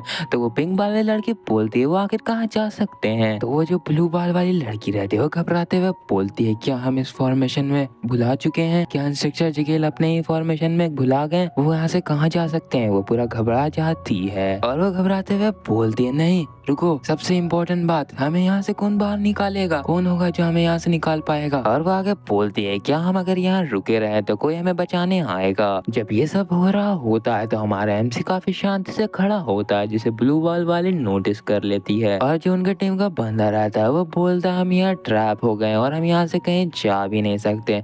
तब वो पिंक बॉल वाली लड़की बोलती है क्या कोई यहाँ है जिसको फॉर्मेशन के बारे में कुछ भी नॉलेज है। ये सुनने के बाद हमारा एमसी अपना हाथ हिला रहा होता है और वो ब्लू बाल वाली लड़की उसको देख के बोलती है कि ऐसे सिचुएशन में ये बंदा इतना शांत कैसे रह सकता है। एपिसोड के स्टार्ट में हमें उस एग्जामिनर को दिखाया जाता है जो हमें बता रहा होता है कि मेरे फॉर्मेशन से निकलना काफी ज्यादा मुश्किल है, जब तक मैं ना चाहूँ वहाँ से कोई नहीं निकल सकता। और अगर मैं सोचूं कि जो क्लैन के एल्डर है वो काफी ज्यादा बुरे हैं क्योंकि उन्होंने एक बच्चे की वजह से पूरे ग्रुप को मुझे रोकने के लिए भेज दिया। और हमें दिखाई देता है कि वो जो बूढ़ा बंदा रहता है वो उससे बोल रहा होता अगर तुमने नंबर 28 को मार दिया तो मैं तुम्हारे फैमिली का सपोर्ट डबल कर दूंगा। तो वो एग्जामिनर बोलता है मैं इतनी अच्छे ऑफर को इग्नोर कैसे कर सकता हूँ। और वो बंदा आगे बोलता है इन सब चीजों से मुझे क्या फर्क पड़ रहा है, इससे उन्हीं के क्लैन में दिक्कत होगी, मेरा क्लैन तो आगे बढ़ता जाएगा और उसे काफी प्रॉफिट भी होगा। तभी उसे कुछ सेंस होता है और वो पीछे घूमता है और सोचता है कि अजीब सी आवाज मेरे बैरियर से कैसे आ रही है। तभी हमें दिखता है कि उसका जो बैरियर उसे चीर दिया हमारे एमसी ने और उसका ग्रुप भी वहाँ आ जाता है। ये देख के उस एग्जामिनर का हालत खराब हो जाता है, वो चिल्लाते हुए बोलता है मगर मगर ऐसे कैसे हो सकता है। और हमारा एमसी हंसते हुए एग्जामिनर से बोलता है मुझे ऐसा लगता है आपने हमें पीछे छोड़ दिया था। और हमारा एमसी आगे बोलता है आप काफी ज्यादा तेज हो इसलिए आपको ध्यान रखना चाहिए अगली बार से। ये सुनने के बाद एग्जामिनर का पसीना छूटने लगता है और वो बोलता है हाँ तुमने सही कहा, ये मेरी गलती थी। और वो काफी घबराते हुए सोचने लगता है कि ये बैरियर से बाहर कैसे निकला, उसमें तो कोई भी दिक्कत नहीं थी, ये कैसे हो सकता है, ये मेरे सामने कैसे आ सकता है। और जो हमारे एमसी के दोस्त रहते हैं वो भी काफी हैरान हो रहे होते। उसमें से एक लड़की बोल रही होती योंग मियोंग तुमने उसे कैसे किया। तो उसने बोला कि मैं तो बस उसे काट दिया। तो उसका जो दूसरा दोस्त था वो बोलता है ये तो एक इल्यूजन बैरियर था, तुमने इसे कैसे काट दिया, तो पॉसिबल भी नहीं है। और जो ब्लू हेयर वाली लड़की रहती है वो चिल्लाते हुए बोलती है तुम लोग छोड़ो ये सब, अभी टाइम नहीं है इन सब बकवास का, हम लकी हैं, हमने वापस से जिगल को खोज लिया था, हमें उनके पीछे जाना चाहिए। और वो उधर इशारा करते हुए बोलती है हमें ध्यान रखना चाहिए कि हम उनके पीछे हों मगर वहाँ पर कोई भी नहीं होता। और वो घबराते हुए बोलती वो वापस से डिसअपियर हो गए। और जो हमारा एमसी रहता है वो ये देखने के बाद भी काफी रिलैक्स होता है और वो बंदे को दिखाया जाता है जो भाग रहा होता और सोचता है ये क्या बकवास है, मैं एक जिगल कैलान का मेंबर है जो कि अपने ही इल्यूजन से बाहर भाग रहा है। और वो सोच रहा होता है कि मैं जानता हूँ उस बच्चे की आंखें मुझे अभी भी देख रही हैं, एक मुश्किल से 12 साल के बच्चे के पास इस तरीके की पावर कैसे हो सकती है। और हमें दिखाया जाता हमारा एमसी से घूर रहा होता है और वो भाग रहा होता है। तभी उस बंदे के सामने इल्यूजन का एग्जिट आ जाता है और वो बोलता है ये रहा ये एग्जिट, और उससे बाहर निकल जाता हाँफते हाँफते। और वो काफी ज्यादा घबराया हुआ होता और थका हुआ होता, और वो बोलता है मैं यहाँ से बाहर निकल ही गया। और वो सोचता मुझे नहीं मालूम कि वो वहाँ से कैसे निकला था, मगर वो यहाँ नहीं आ सकता। तभी उस एग्जामिनर का कोई नाम लेता कास्टर जिगल। ये देख के वो काफी हैरान होता है। तभी हमें दिखता है उस बंदे के सामने सुपरवाइजर आ जाता है, जिसे देख के वो बोलता मास्टर वोंग जिन। तभी सुपरवाइजर बोलता है तुम्हें देख के ऐसा नहीं लग रहा कि तुम कुछ ज्यादा ठीक हो, और ग्रुप 7 के कंटेस्टेंट कहाँ हैं, क्या कुछ हुआ है? तो वो बंदा बोलता हाँ कुछ हुआ है, और वो अपने मन में सोचता मुझे काम रहना चाहिए। और जब मैंने सोचा ही था कि इस तरीके का सवाल होगा, तो मैंने इसके जवाब को भी सोचा था। और वो बोलता है कि मुझे काफी ज्यादा डर है कि ग्रुप 7 नहीं बचा होगा और वो पार्टिसिपेट नहीं कर पाएगा इस प्रोसेस में। तो सुपरवाइजर बोलता है तुम्हारे कहने का क्या मतलब है? मैं उन लोगों के आने का इंतजार कर रहा था मगर वो नहीं आए। मुझे ऐसा लगता है जो बैंडिट से उन्होंने उस पर अटैक कर दिया होगा। और वो बंदा काफी नाटक करते हुए बोलता है ऐसा नहीं होना चाहिए था, ये काफी ज्यादा अनहोनी हो गई। मैंने ऐसा नहीं कभी सोचा था, मगर हमें उन ग्रुप को इस प्रोसेस से हटाना होगा। मगर तभी उसके पीछे क्रैक पड़ने लगता है, जो देख के उसका वापस से हालत खराब हो जाता है। और जो सुपरवाइजर रहता है वो भी हैरान हो उधर देखने लगता है। और वो बंदा सोचता है ये तो इम्पॉसिबल है, मेरा इल्यूजन बैरियर। तो सुपरवाइजर बोलता क्या यहाँ क्या हो रहा है? मुझे लगता है उन गुंडे ने अटैक किया है। तो वो बंदा बोलता नहीं नहीं आप रुकिए, मैं पहले चेक करता हूँ। और हमारे एमसी के डैगर को दिखाया जाता है जो उस पर ब्रेक कर रहा होता, और अचानक से वो ब्रेक हो जाता है, जो देख के उसका और हालत खराब हो जाता है। और वो पीछे घूमते हुए बोलता क्या ये टूट गया? जिगल क्लैन का सबसे ज्यादा ultimate barrier the illusion Doom 7 lock, उसे तोड़ दिया एक बच्चे ने। और हमारा एमसी दिखता है जो उस बैरियर को तोड़े खड़ा होता है, और हमारा एमसी स्माइल दे रहा होता है, जो देख के सुपरवाइजर वो बंदा दोनों हैरान हो जाते हैं। उस बंदे का तो काफी हालत खराब हो जाता है, और उनके हालत को देख के हमारा एमसी बोलता है कितना अच्छा लग रहा है। इसके बाद तभी हमें दिखाया जाता है वो काफी ज्यादा खतरनाक लग रहा होता है। और सुपरवाइजर उनसे बोलते हैं मैं काफी ज्यादा घबरा गया था, ये काफी अच्छा है कि तुम लोग ठीक हो।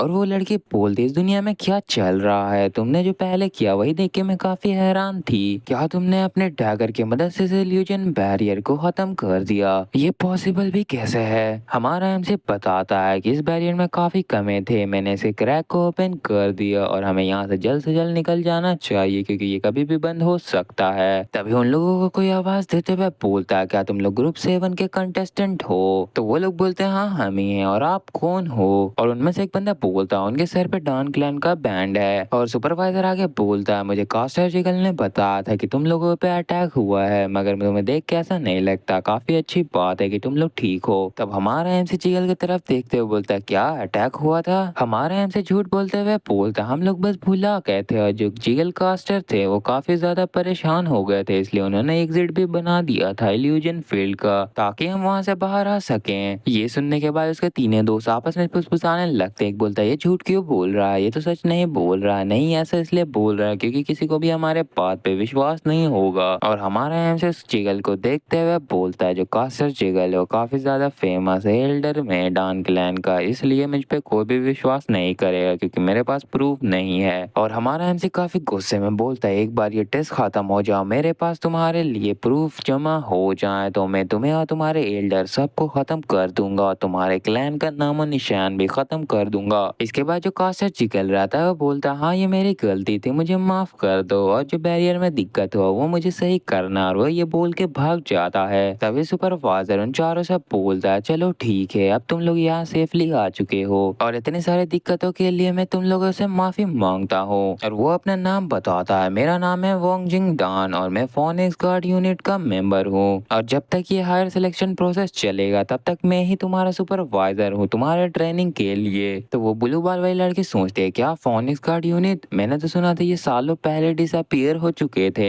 इसके बाद हमें फोनिक्स गार्ड यूनिट के बारे में बताया जाता है ये जो डॉन क्लैन के जो लीडर थे उनके प्राइवेट असासिन टाइप के थे, और इस यूनिट के हर एक मेंबर के पास इतनी पावर होती थी जितना एक नॉर्मल कैप्टन के पास होता है। तभी वो बंदी हमारे एमसी की ओर देख के बोलती एक मिनट रुको, इसकी जो मदर थी वो भी तो पॉइजनस फोनिक्स में थी। और वो सोचने लगती है क्या ये लोग एक दूसरे को जानते हैं, मगर तभी हमारा एमसी बोलता है मगर मैंने तुम लोगों को डॉन क्लैन में पहले क्यों नहीं देखा? ये देखने के बाद वो बोलते नहीं ये लोग कभी नहीं मिले होंगे। और वो बंदा हमारे एमसी को बताता आज से बहुत साल पहले हमारे मास्टर को प्रोटेक्ट करने के लिए बैटल हुआ था, हमारे क्लैन के यंग लीडर और डीमन लॉर्ड के बीच में ये जंग हुई थी, जिसमें हम बहुत बुरी तरीके से हार गए और हम जितने भी लोग थे वो फेल हो गए अपने मास्टर को बचाने में। इसलिए अब हम कुछ भी नहीं है, बस हम लोग पापी हैं। और वो बोलते हैं, यहाँ पे मैं इंट्रोडक्शन को खत्म करता हूँ, मेरे बात को पूरी ध्यान से सुनना क्योंकि मैं कंपटीशन के रूल को एक्सप्लेन करने वाला हूँ। और वो बताते हैं कि जो पहला साल कंपटीशन का होता है वहाँ तुम्हें प्रैक्टिस करवाया जाता है और जब तुम लोग ट्रेनिंग कंप्लीट कर लोगे तो तुम लोग को रिसीव होगा मास्टर आर्ट, स्क्रिप्चर और टेक्निक। जैसा तुम परफॉर्म करोगे उस हिसाब से।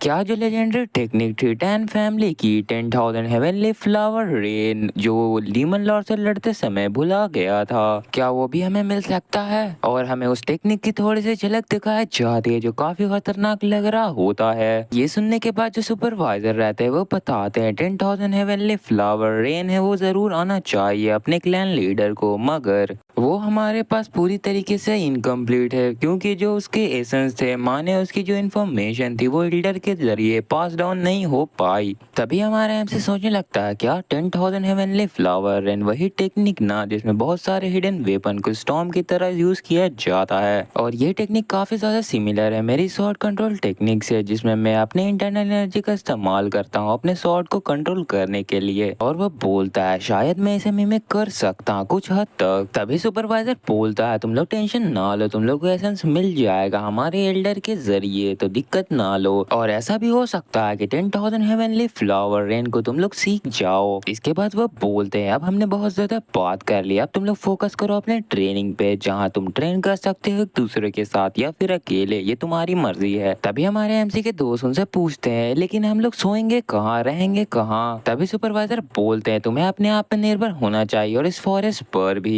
तुम्हें क्या लगता है मैं तुम्हें कंफर्टेबल बेड दूंगा, इससे तुम क्या सीखोगे? तभी सुपरवाइजर बोलते हैं क्या तुम लोग स्ट्रांग नहीं बनना चाहते, तुम लोग कंफर्टेबल रहना चाहते हो? और उनके पीछे वाले जो लोग रहते हैं वो बोलते हैं आजकल के बच्चे को तो देखो ये तो तुरंत भर में ऐसे करने लगे। और वो आगे बोलते हैं तुम्हारे जो करंट लेवल है उसके हिसाब से तुम्हें इस इन्वायरमेंट में ढलना होगा, यही तुम्हारी सबसे बड़ी प्रायोरिटी होगी। और वो अपने साथी के सर पे घूंसे बजा देता है क्योंकि वो काफी बकवास कर रहे होते। और वो आगे बोलता है तो चलो ठीक है अब तुम अपनी प्रैक्टिस स्टार्ट कर सकते हो अपने हिसाब से। ये सुन के वो तीनों काफी निराश हो जाते हैं। तभी एक आवाज आती है क्या होगा अगर मैं क्वालिफाई हूँ? ये सुन के सुपरवाइजर भी हैरान हो जाते हैं कि किसने ये बात कही। और हमारा हमसे बोल रहा होता है ये मेरे लिए अच्छा होगा कि मेरे कंफर्टेबल बेड मिल जाए जहाँ मैं आराम से सो सकूं, और इस फॉरेस्ट में रहना मेरे लिए कोई बड़ी बात नहीं है, ये सिर्फ मेरा टाइम बर्बाद ही है। ये सुन के उसके दोस्त बोलने लगते हैं तुम क्या कह रहे हैं बेवकूफ। और बाकी सारे जितने भी सुपरवाइजर रहते हैं वो काफी गुस्से में लग रहे होते हैं। तभी वो सुपरवाइजर सोचने लगता है ये बंदा काफी ज्यादा एरोगेंट है ये बच्चा, मगर इसने अकेले उस बैरियर को भी तोड़ा था और ये काफी अच्छा होगा इसकी एबिलिटी को वेरीफाई करना। तभी हमारे एमसी के दोस्त उसके मुंह को टानने लगता है और वो बोलते क्या तुम बेवकूफ हो, तुम ये क्या कर रहे हो, तुमने ऐसे कैसे कहा कि तुम अपने आप को क्या समझते हो? तभी सुपरवाइजर बोलते हैं चलो ठीक है अगर तुम टेस्ट पास कर लेते हो तो तुम फॉर्मेशन के अंदर आ सकते हो और आराम से सोच सकते हो। ये सुनने के बाद उसके दोस्त भी हैरान हो जाते हैं मगर वो अभी भी उसका मुंह टाने रहते हैं। और सुपरवाइजर सीरियस होते हुए बोलते हैं मगर तुम फेल हुए तो तुम याद रखना पार्टिसिपेंट नंबर 28 तुम्हें तैयार हो जाना होगा मुश्किल से मुश्किल चीज को सहने के लिए। तो हमारा हमसे पूरे चौड़ में बोलता है चलो शुरू करते हैं। तो सुपरवाइजर बताने लगता है जो टेस्ट है वो काफी सिंपल होगा, जितने भी मेरे मेंबर है वो तुम्हें चारों तरफ से घेर लेंगे और हिडन वेपन से अटैक करेंगे। तभी हमारे एमसी को चारों तरफ से उसके मेंबर घेर लेते हैं और सुपरवाइजर आगे बोलते हैं ये टेस्ट तभी खत्म होगा जब तुम पूरी तरीके से इन सारे अटैक को डॉज कर लोगे और हम इस टेस्ट को स्टार्ट कर देंगे जब तुम अपने आंखों को इस पट्टी से बंद कर लोगे। तो हमारे एमसी अपने आंखों पे पट्टी बांध कर तैयार हो जाता और बाकी सारे मेंबर भी तैयार हो जाते उस पर अटैक करने के लिए। और हमें दिखाया जाता है कि चारों तरफ से हमारे एमसी को उन बंदों ने घेर लिया है और हमारे एमसी उन्हें सेंस करने की कोशिश भी कर रहा होता है। तभी हमारे एमसी के टीममेट लोग सोचने लगते हैं क्या ये पॉसिबल भी है और इसके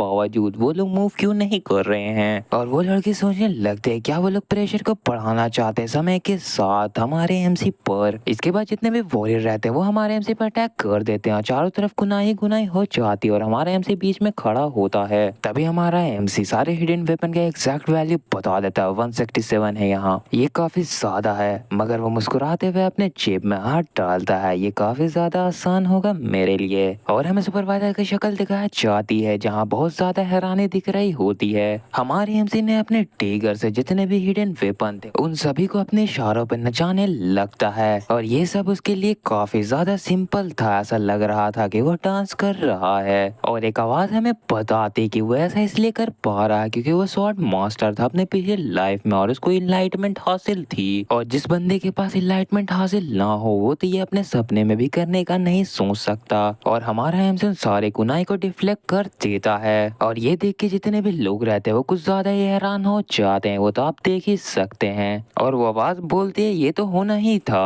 और जो सुपरवाइजर रहता उसको अपनी आंखों पे यकीन नहीं हो रहा होता। वो बोलता बस एक सिंगल मूव में इसने कैसे रिपेल कर दिया इतने सारे हिडन वेपन को। नहीं, उसने सिर्फ रिपेल नहीं किया, उसने तो उसे अट्रैक्ट कर दिया था उन सभी वेपन को। और उसके दोस्त काफी हैरान होते हुए बोलते अभी हमने क्या देखा, मुझे तो अपने आंखों पे यकीन नहीं हो रहा। उसने बस एक अटैक में उन सभी वेपन को न्यूट्रलाइज कर दिया। और हमारा एमसी अपने आंखों से पट्टी हटाता है और वो बोलता है क्या मैं पास हो गया। ये सुनने के बाद भी जो सुपरवाइजर रहता है वो कुछ भी नहीं भूल पाता क्योंकि वो काफी हैरानी में रहता है। और जो हमारे एमसी का दोस्त रहता है वो सुपरवाइजर को बोलता है सुनिए वॉरियर सर, वॉन्गजिन आप सुन रहे हैं। तभी वो होश में आ जाता है सुपरवाइजर और वो खांसते हुए बोलते हैं हाँ हाँ ठीक है, जो रिजल्ट है कि तुम पास हो चुके हो इस टेस्ट में, अब तुम अच्छे से पेट पे आराम कर सकते हो। और वो अपने मन में सोचता है इस बंदे ने सच में कर दिखाया, मुझे तो यकीन ही नहीं हो रहा। तभी हमारे एमसी का उड़ता हुआ डैगर हमारे एमसी के हाथ में आ जाता है और वो काफी तगड़ा पोज देता है। इसके बाद जो वो सोचते हैं ये तो सच में एक मॉन्स्टर है। तभी इस चीज पे उसके तीनों दोस्त रिएक्शन देते हैं। एक बंदी काफी जेलस होती है हमारे एमसी से, उसका एक दूसरा दोस्त रहता है वो बोलता है अगर ये इसकी तारीफ नहीं है तो उसका तारीफ क्या है। अब बीच वाली जो लड़की रहती है वो चिल्लाते हुए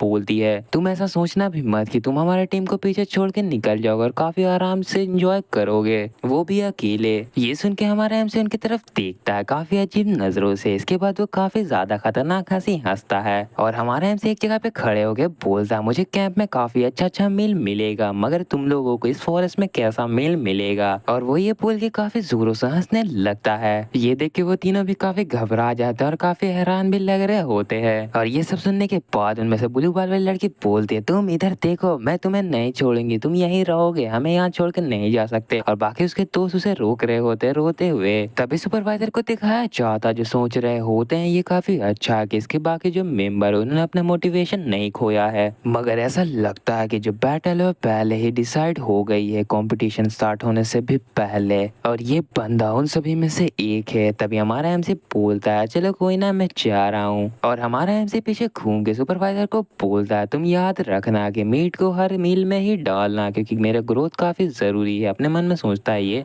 मगर सुपरवाइजर अपने सपनों में खोए होते और वो बोलते हैं शायद ये बंदा है जो टैन फैमिली को वापस से रिवाइव करेगा। इसके बाद हमें जंगल का सीन दिखाया जाता है जहाँ कुछ भेड़िए भालू को खा रहे होते हैं। मगर तभी उनके साथ कुछ हो जाता और उनके मुंह से मीट गिरने लगता। उन्हें देख के ऐसा लग रहा होता है कि उन्हें किसी ने पॉइजन दे दिया है और वो लोग एक करके जमीन में गिरने लगते हैं। तभी हमारे एमसी के तीनों दोस्त को दिखाया जाता जो उन भेड़ियों पे अटैक करने के लिए टूट पड़ते हैं। इसके बाद हमें एक केव का सीन दिखाया जाता जहाँ हमारे एमसी के एक दोस्त बोल रही होती ये काफी अच्छा था कि वो पॉइजन काम किया जो हमने बनाया था। तो जो एक और बंदा रहता है वो बोलता हाँ तुमने सही कहा और हम ऐसा ही करते रहे तो हम काफी ज्यादा सेफ रहेंगे। और वो आगे बोलते हैं ई जॉन तुम्हारा जो पॉइजन मेकिंग स्किल है वो काफी ज्यादा अच्छा है। तो वो भी बोलता हाँ तुम्हारा भी जो रेनस्टॉर्म टेक्निक है वो कुछ ज्यादा ऑर्डिनरी नहीं है, वो भी काफी कमाल का है। मगर तभी हमें उन तीनों का शक्ल दिखाया जाता जिसे देख के हमें समझ में आ रहा होता है कि वो लोग कुछ ज्यादा ठीक नहीं है। और वो लोग हमें बताते हैं कि उन्हें यहाँ आए हुए 4 महीने हो चुके हैं। पहले दिन वो लोग काफी ज्यादा बिजी थे भागने में और सबसे पहले उनका सामना एक बियर से हुआ था और उन लोगों को कुछ अच्छा खाने के लिए भी नहीं मिल पाया इसलिए उन्होंने घास का जो टुकड़ा रहा था वही खाया। और वो आगे बताते हैं कि हम सब रोने लगे थे जब हमने पहली बार हंटिंग किया था और एक खरगोश को पकड़ा था और ये सब काफी ज्यादा मुश्किल था मगर हमने जैसे तैसे मैनेज कर लिया एक शेल्टर को भी खोजने में। और यही थी उनकी 4 महीने की दुख भरी कहानी। इसके बाद वापस से प्रेजेंट एनवायरनमेंट में आ जाता है जहाँ वो लड़का बोल रहा होता है जो यंग मियोंग है वो काफी ज्यादा कंफर्टेबली जी रहा होगा। ये सुन के वो लड़की गुस्से में बोलती है मैंने मना किया था ना उसका नाम लेने से, तुमने उसका नाम वापस से क्यों लिया? तो वो बंदा घबराते हुए बोलता है बस मैं ज्यादा क्यूरियस हो गया था इस वजह से मैं निकल गया मेरे मुंह से। और लड़की काफी ज्यादा गुस्से में बोलती है मैं उसे नहीं छोड़ूंगी। और वो बोलती है तुम लोग बस देखना जब मैं वहां जाऊंगी तो मैं उसे अच्छा सबक सिखाऊंगी। और वो सोच रही होती कि वो हमारे एमसी को पीट देगी। तो वो बंदा बोलता है हाँ हाँ तुम सही कह रही हो। मगर वो बंदा अपने मन में सोच रहा होता है जैसा कि उस बंदे ने अपना परफॉर्मेंस शो किया हमारे सामने, अगर वो बंदा इसी तरीके से ट्रेन करता रहा तो मैं नहीं जानता कि वो कितना ज्यादा स्ट्रांग हो जाएगा। तभी वो लड़की कुछ देखती है और बोलती एक मिनट रुको ये क्या, यहाँ पे से जितना भी मीट था वो कहाँ गया? और हमें दिखता है वहाँ पे कोई भी मीट का ये नहीं रहता है पीस। तभी वो लोग पीछे घूमते हैं तो देखते हैं कि वो जो एक और बंदी रहती है वो काफी ज्यादा आराम से सोई होती है, ऐसा लग रहा होता है उसने सारा मीट खा लिया। और वो ढकार लेते हुए बोलती है मैंने काफी अच्छी तरीके से खा लिया। और वो अपने दोस्तों से बोलती है क्या तुम लोग थोड़ा साइड हो सकते हो, जो लाइट है वो ब्लॉक हो रही है। और उसके जो दोस्त रहते हैं वो काफी ज्यादा गुस्से में रहते हैं और वो बंदी तो चाकू भी निकाल लेती है। और वो उन लोगों से पूछती है कि तुम लोग मुझे ऐसा क्यों देख रहे हो, क्या तुम सच में ये पूछ रही हो तुम पिग? इसके बाद सीन शिफ्ट हो जाता है और हमें कैंप को दिखाया जाता है जहाँ हमारे एमसी और उसके जो बाकी जो वॉरियर रहते हैं वो ट्रेनिंग कर रहे होते हैं। और हमें दिखाया जाता है कि हमारे एमसी के चारों ओर वो सारे वॉरियर खड़े होते हैं मगर हमारा एमसी वहाँ काफी शांति से खड़ा होता है। तभी एक बंदा उसके पास खड़ा होकर अटैक करने की पोजीशन में आ जाता है और सुपरवाइजर चिल्लाते हैं बोलते हैं शुरू करो। तभी सारे वॉरियर हमारे एमसी पे अटैक कर देता है। दो वॉरियर काफी तेजी से उस पर अटैक करते हैं मगर वो झुक के डॉज कर लेता है। और तभी एक और वॉरियर उस पर अटैक करने वाला रहता है मगर वो उसे घुमा के किक मारता है। और ये सब देखने के बाद वो सारे वॉरियर एक साथ हमारे एमसी पे अटैक करने पड़ जाते हैं। और जब हमारे एमसी को चारों तरफ से घेर लिया जाता है और उस देखता है अचानक से, तभी उन सभी के बीच में से वो गायब हो जाता है। और ये देख के वॉरियर भी काफी हैरान हो जाते हैं कि वो बंदा कहाँ गया। मगर हमारा एमसी आसमान से आता है और अपने जेब में से डैगर निकालता है। सॉरी गाइस वो डैगर नहीं कोई और तरीके का रिंग निकाल रहा होता है। और वो बोलता है चलो ये सही टाइम है मेरा न्यू टेक्निक को ट्राई करने का। और वो अपने 10 उंगली में उन रिंग को घुमाने लगता है काफी तेजी से जिससे काफी ज्यादा विंड पैदा हो रहा होता है। और वो वॉरियर हमारे एमसी को देख के बोलता है देखो वो वहां रहा। और हमारा एमसी उन हिडन वेपन से अटैक कर देता है उन वॉरियर पे। ये देख के वो जो वॉरियर रहते हैं वो बोलते हैं देखो उसने चितरा दिया उस हिडन वेपन को, वो भी हवा में। और वो वेपन काफी तेजी से आगे बढ़ जाता है और वॉरियर को काटते हुए निकल जाता है। और वो लोग बोलने लगते हैं ये तो रैंडमली अटैक कर रहा है कहीं पे से भी। और वो लोग के कुछ बोलने से पहले ही वो वेपन उन लोगों को काट डालता है। और एक बंदा उन वेपन को देख के बोलता है क्या ये शूरिकेन है, मगर ये कुछ ज्यादा ही फास्ट है, इसे हम अपने आंखों से देख भी नहीं पा रहे हैं। और हमारा एमसी बोलता है स्पिन। तो तभी जितने भी बंदे होते हैं हमारे एमसी के आसपास वो सारे दूर फेंका जाते हैं। तो जो सुपरवाइजर रहते हैं उनको भी यकीन नहीं हो होता है, वो बोलते हैं ऐसा नहीं हो सकता। और वो सोचते हैं इसने इतने सारे मेंबर को एक साथ ही हरा डाला। इन सब चीजों के बावजूद उसने काफी ज्यादा अच्छे तरीके से कंट्रोल किया इस पावर को और इसके अटैक को, क्योंकि उसने सिर्फ इनके स्किन पे माइनर ही डैमेज दिया है। और हमें दिखता है जितने भी वॉरियर रहते हैं वो ठीक होते हैं। तभी सुपरवाइजर हमारे एमसी से बोलते हैं क्या ये टेक्निक तुमने खुद ही क्रिएट की है? तो हमारे एमसी ये सुन के पीछे घूमता है और वो बोलता है हाँ आप सही समझ रहे हैं, ये मैंने ही क्रिएट किया है, तुमने काफी अच्छी तरीके से इसे बनाया है, इससे बचना काफी ज्यादा मुश्किल है, ये काफी ज्यादा इम्प्रेसिव टेक्निक है। और वो हमारे एमसी से इस टेक्निक का नाम पूछते हैं तो वो इसका नाम बताता है फ्रेंजी डांस। तो वो बोलते हैं मुझे ऐसा लगता है ये फ्रेंजी डांस टेक्निक काफी ज्यादा इंटरनल एनर्जी कंज्यूम करती होगी। और वो आगे बोलते हैं तुम इस चीज को मैनेज कैसे कर पाते हो? तो वो बताता है मैंने एक बार वॉरियर से आई टेक्निक मांगी थी। हाँ तुम सही कह रहे हो, हमारे पास स्काई और करंट फ्लो आइस टेक्निक है। और सुपरवाइजर आगे बताता है कि हम सब लोगों को रिकमेंड करते हैं स्काई आई टेक्निक क्योंकि करंट फ्लो आई टेक्निक काफी ज्यादा इनकम्प्लीट है। तो हमारा एमसी उन्हें बताता है कि मैंने मास्टर कर लिया है करंट आई फ्लो टेक्निक को। ये सुन के सुपरवाइजर का हालत खराब हो जाता है और काफी हैरान हो जाते हैं। और वो सोचते हैं क्या इसने मास्टर कर लिया करंट आई फ्लो टेक्निक,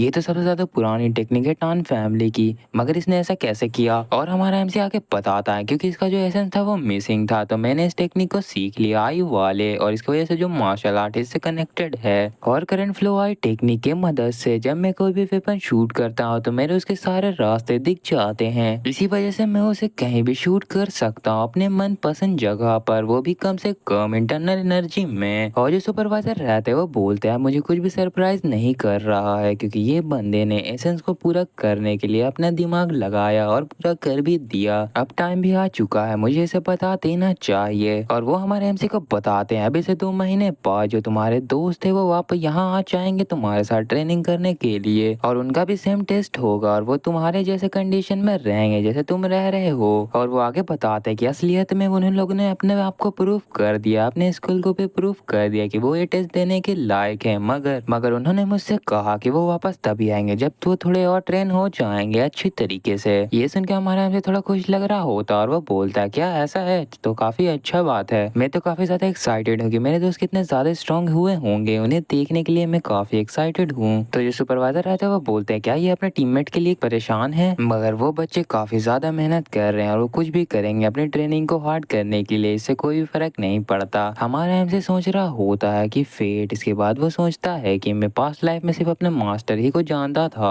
और हमारे एमसी के मास्टर रहते हैं सॉर्ड घोस्ट, मगर अब वो सब बिल्कुल भी अलग है मेरे अभी के समय से, क्योंकि अभी मैंने जितने भी दोस्त बनाए हैं और ये सब वो काफी अलग है और मैं अब बोल सकता हूँ कि मैं एक ऑर्डिनरी लाइफ जी रहा हूँ। और वो बोलता है कुछ रीजन की वजह से मुझे उनसे मिलने की कुछ ज्यादा जल्दी हो रही है और काफी खुश लग रहा होता है। इसके बाद हमें वापस उस केव को दिखाया जाता है जहाँ वो अभी भी लड़ रहे होते। वो बोल रही होती तुमने वो क्यों खाया, तो वो बोलती है माफ करना मुझे काफी भूख लगा था। एक और बंदा बोलता है कि तुम लोग कितना लड़ रहे हो, हम 2 महीने में तो वापस है योंग मियोंग के पास जाने वाले हैं। ये सुन के वो लड़की बोलती है तुमने वापस उसका नाम लिया। इसके बाद सीन शिफ्ट हो जाता है और हमें दिखाया जाता है कि वो लोग वापस आ रहे होते और वो बोलते हैं पहले दिन से ट्रेनिंग के बाद से हम काफी बदल चुके हैं और वो लोग सिग्मा मेल और वुमेन लग रहे होते हैं क्योंकि उनकी चारों तरफ से इतना खतरनाक ऑरा निकल रहा होता है। और वो लोग बोलते हैं हमारे पास अब किसी अलग ही लेवल की पावर आ चुकी है और वो लोग काफी खतरनाक लुक में बोलते हैं ये सोच के ही कि हम लोग योंग मियोंग से मिलने वाले हैं, हम काफी ज्यादा एक्साइटेड हो रहे हैं। और जो एक और लड़की रहती है वो बोलती है मैं उसको सर के 2 टुकड़े कर दूंगी, मगर जो एक और बंदा रहता है वो कुछ भी नहीं बोलता है। और इन सबको ऐसे हाल में देख के जो गार्ड रहते हैं वो भी घबरा जाते हैं। वो अपने मन में सोचता है इन सब के साथ क्या हुआ है, मुझे तो इन्हें देख के ही डर लग रहा है। और वो वहाँ पहुँचने के बाद हमारे एमसी का नाम लेते हैं और वो बोलते हैं जल्दी से जल्दी बाहर आओ। तभी उनमें से एक लड़की बोलती है यहाँ सब इतना शांत क्यों है, और वो आगे बोलती है क्या वो हमसे डर के भाग गया, और वो हंसने लगती है। तो एक और जो दोस्त रहती है वो बोलते ये तो काफी बुरा हुआ, मुझे तो उसके सर पे घूंसे मारने का मन कर रहा था।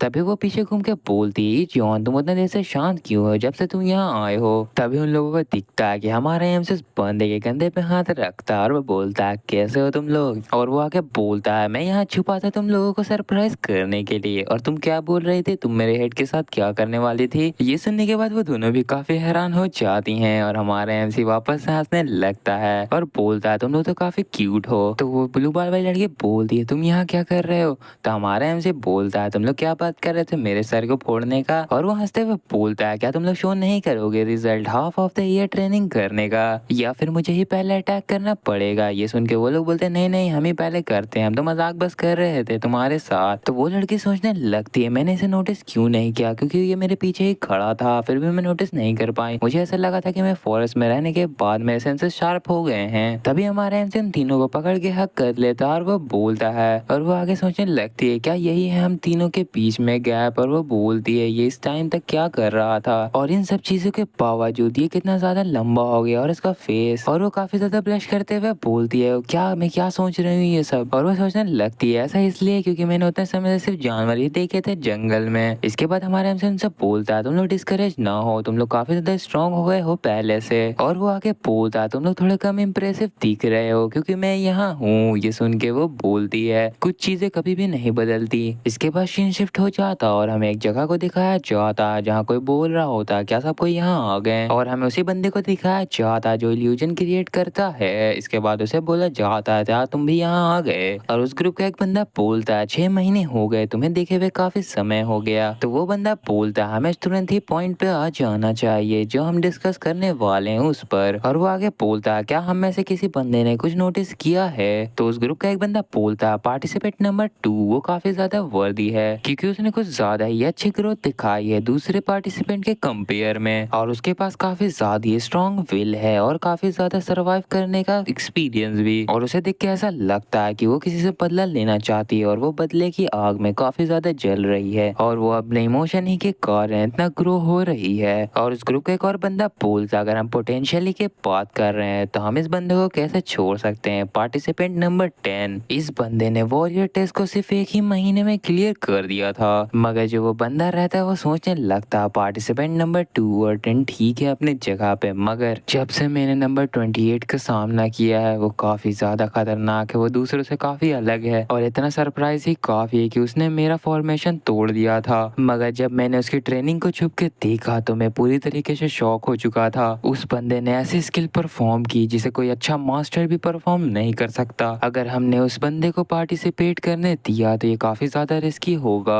और मुझे ऐसा लगता है कि उसको मेरे बारे में पूरी तरीके से पता चल गया है और उसने मुझे नोटिस भी कर लिया है। तभी उसके ग्रुप का बंदा उससे बोलता है, जियोंगजू क्या तुम इतने परेशानी में क्यों लग रहे हो, क्या तुम ठीक हो? ये सुन के वो होश में आता है और वो अपने मन में सोचता है ये सही होगा कि मैं इन्हें नहीं बताऊं उसके बारे में, और वो बताता है कि जो हमारे एमसी का ग्रुप है वो काफी ज्यादा कमजोर है, वो पार्टिसिपेट नहीं कर पाएगा इन लोगों के ग्रुप के सामने। और वो उनसे झूठ इसलिए बोलता है क्योंकि वो चाहता था कि नंबर 28 को हटा दिया जाए, क्योंकि जो प्रिंस बनाया जा रहा है उसे कंट्रोल करना चाहते हैं ये लोग पपेट की तरह। और वो बोलता क्यों ना हम लोग को नंबर 2 को रिक्रूट कर देना चाहिए क्योंकि उसे मैं जानता भी हूँ और मैंने सुना है कि उसके फेस पे कुछ हो गया है इंजरी किसी वजह से, और इसी वजह से हमें उस जैसे बच्चे के दिल को नहीं तोड़ना चाहिए। और वो आगे बोलता अगर हमने मदद की इस बच्चे की कंपटीशन जीतने में और यंग क्लैन लीडर बनाने में तो हम उसकी एंगेजमेंट करवा देंगे मेरे बेटे से, जिसकी वजह से हमारी जो जिगल फैमिली रहेगी वो ऑफिशियली एक्सटर्नल फैमिली बन जाएगी टान फैमिली के हेड की, जिसकी वजह से हम लोगों को अथॉरिटी मिल जाएगी टान फैमिली के अफेयर में इंटरफेयर करने में, जिसकी वजह से हमारे टान फैमिली से ज़्यादा इन्फ्लुएंस जुड़ जाएगा और काफ़ी सारे इंटरेस्ट को भी हम लोग बचा पाएंगे और हम इस तरीके से टैन फैमिली को अपने हाउस से जोड़ रहे हैं और यही वजह है जिसकी वजह से हम टैन फैमिली के कंपटीशन को सपोर्ट करते हैं। तो वो आगे बोलता है चलो ठीक है, हमें लगता है कि हमने काफ़ी रफली कैलकुलेट कर लिया है, अब ठीक है इस मीटिंग को यहीं पर हीट करते हैं। और वो वहाँ से जाते हुए सोचता है नंबर 28 को खोना काफ़ी ज़्यादा वैल्यूएबल है और वो आगे बोलता है अगर वो इस कंपटीशन को सरवाइव कर लिया तो मैं उससे अपना बदला ज़रूर लूंगा। और वो सोचता है अगर मैं उसे रिवेंज ना लूँ भी तब भी मैं उसे अडॉप्ट कर लूंगा अपने बेटे की तरह, ना तो उसे ऑफर दूंगा कि वो पॉइजन और जिगल किलर के फैमिली का एक मेंबर बन जाए या फिर यंग क्लैन लीडर। और वो बंदा ये सब सोचने के बाद काफी हंसने लगता है और वो बोलता है ये तो मेरा डबल विक्ट्री है। इसके बाद सीन वहाँ से शिफ्ट हो जाता है और हमारे एमसी के दोस्त को दिखाया जाता है जो ट्रेनिंग कर रहे होते हैं, वो भी कुनाई फेंकने का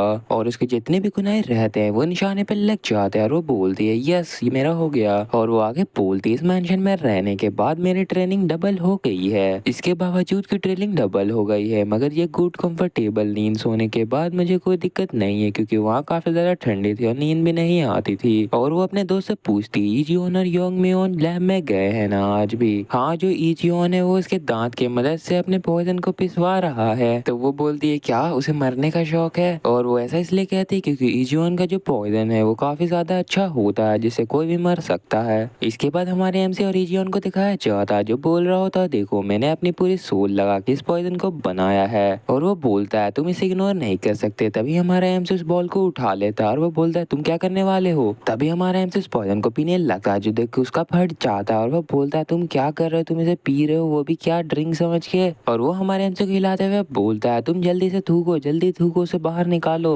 तभी हमारे एमसी का मुंह फूल जाता है जो देख के वह बोलता है क्या ये पॉइजन का इफेक्ट है क्या, ये अभी से असर करने चालू हो गया। और हमारा एमसी पॉइजन का गैस छोड़ता है अपने मुंह से जिसकी वजह से जो इजियोन रहता है वो अपना मुंह पकड़ के नीचे गिर जाता है और चिल्लाने लगता है। और हमारा एमसी बोलता है तुम मेरी बॉडी को इस तरीके से हिला क्यों रहे थे? तभी हमारे एमसी की बॉडी में कुछ होता है और वो स्माइल करने लगता है और उसका दोस्त बोलता है क्या ये पॉइजन इतना कमजोर था? जितना मैंने सोचा था उससे भी ज्यादा। तुम क्या बात कर रहे हो, ये पॉइजन इतना ताकतवर था कि तुम्हारे बॉडी का हर एक ऑर्गन को जला के खाक कर देता, मगर तुम अभी तक कैसे ठीक हो? और वो हमारे एमसी को देख के घबरा भी रहा होता है। हमारा एमसी एक गंदे से स्माइल देके बोलता है हालांकि तुम्हारा पॉइजन कुछ ज्यादा ही सुपर था। ये सुन के वो बंदा और चिड़चिड़ा जाता है और वो चिल्लाते हुए बोलता है तुम मर क्यों नहीं जाते?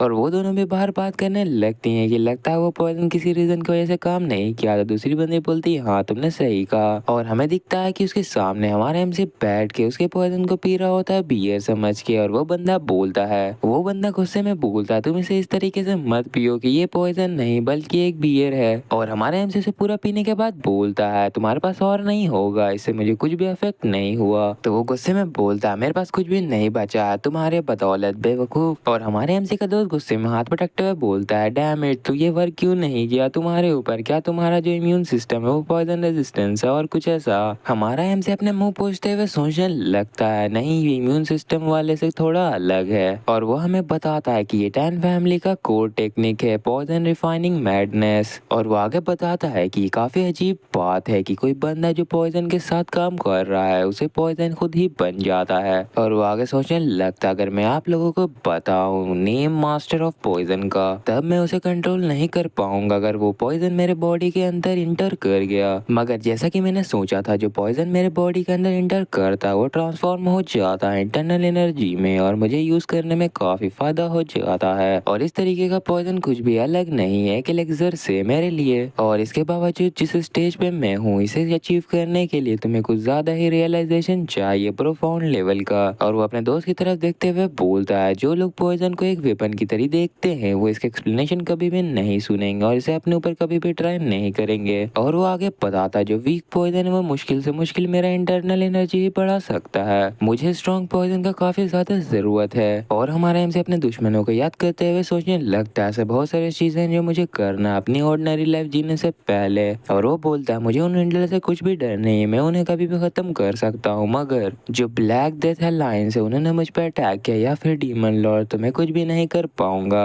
और उस फाइट का जो रिजल्ट होगा वो तो मैं भी नहीं बता पाऊंगा। और वो हमें बताता है उसका कोई पर्सनल गरज नहीं है ब्लैक डेथ अलायंस से, मगर उन्होंने सिचुआन सिटी को अलग किया है और मैं उन्हें इग्नोर नहीं कर सकता इस तरीके से। और जो लीडर है डेथ अलायंस का, उसे इस एरा का जीनियस भी कहा जाता है, जिसने अकेले ही डिस्ट्रॉय कर दिया था 39 फैक्शन को। वो बंदा काफी कूल लग रहा होता है और हमें दिखाया जाता है उस लीडर को। और वो सोचता, अगर मैं अपने पुराने वाले स्टेज पे होता तो मैं इन लोगों को इजिली हरा देता, मगर अभी मैं उस स्टेज पर नहीं हूँ। अगर मुझे इंसानों की तरह जीना है तो मुझे इतना स्ट्रॉन्ग बनना होगा जितना मैं पिछले लाइफ में था।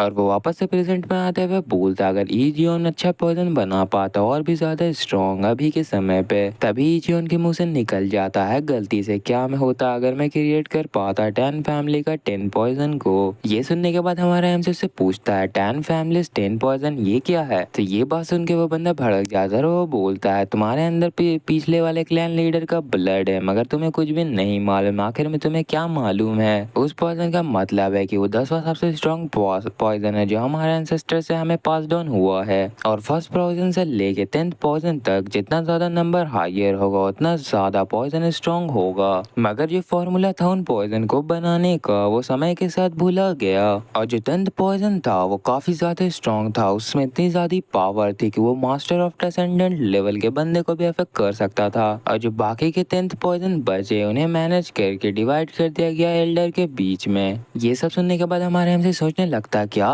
जो बंदा मास्टर किए हुआ ट्रांसेंडेंट लेवल को उस पर भी ये इफेक्ट करता है, ये कितना ज्यादा पावरफुल होगा। और हमारे हमसे काफी लालच में आ जाता है और वो बोलता है, ये पॉइजन काफी ज्यादा वर्थ इट लगता है। तभी हमारे हमसे कुछ ऐसा बात बोलता है जो सुन के ईजियोन का भी दिमाग हिल जाता है। वो बोलता है, क्या तुम 10th पॉइजन बना सकते हो? ईजियोन हमारे हमसे की बात को सीरियस नहीं लेता और वो बोलता है, कोई भी इस पॉइजन को वापस से नहीं बना सकता क्योंकि इसका फॉर्मूला भुला चुका हो, तो मैं कैसे बना सकता हूँ? तो हमारा हमसे बोलता है, क्या बकवास है, तुम्हारा पॉइजन अब मुझे कुछ भी अच्छा नहीं लग रहा है। तो ईजियोन रहता है वो बोलता है, क्या सच में? और वो चिल्लाते हुए बोलता है, ये पॉइजन ही तुम्हें अच्छा कैसे लग सकता है? इसके बाद सीन शिफ्ट हो जाता है और हमें उस लड़की को दिखाया जाता है जिसका गर्दन में कोई पकड़ा हुआ होता है और वो बोल रही होती है, ऐसा नहीं हो सकता, तुम्हें 10 पॉइजन मैंने दिया है, वो काफी ज्यादा डेंजरस और फॉरबिडन होता है और तुम उसे पी चुकी हो, अब तुम्हारे बचने का कोई भी चांस नहीं है। तभी उस लड़की के बॉडी में कुछ होने लगता है जो देख के वो लड़की भी हंसने लगती है और वो बंदा काफी गुस्से में बोलता है, तुमने मेरे साथ क्या किया है? और वो खांसता और उसके मुंह में ब्लास्ट हो जाता है और उसकी वहीं जान चले जाती है और वो लड़की बोलने लगती है, तुम दोबारा तो बोलना, तुमने क्या कहा था? क्या मेरा फेस में कुछ गड़बड़ है? और वो बंदा खांस रहा होता है और उसकी पूरी बॉडी जल के खाक हो रही होती है और वो काफी दर्द में भी लग रहा होता है और वो मरते मरते भी उस लड़की पे अटैक करने बढ़ जाता है, मगर इसका कोई फायदा नहीं होता क्योंकि उसकी पूरी बॉडी राख में बदल जाती है। ये देख के वो लड़की भी थोड़ा देर के लिए हैरान हो जाती है और उस बंदे की लाश वहीं पे गिर जाती है और वो बोलती है ये बंदा तो तुरंत ही ऐश में बदल गया।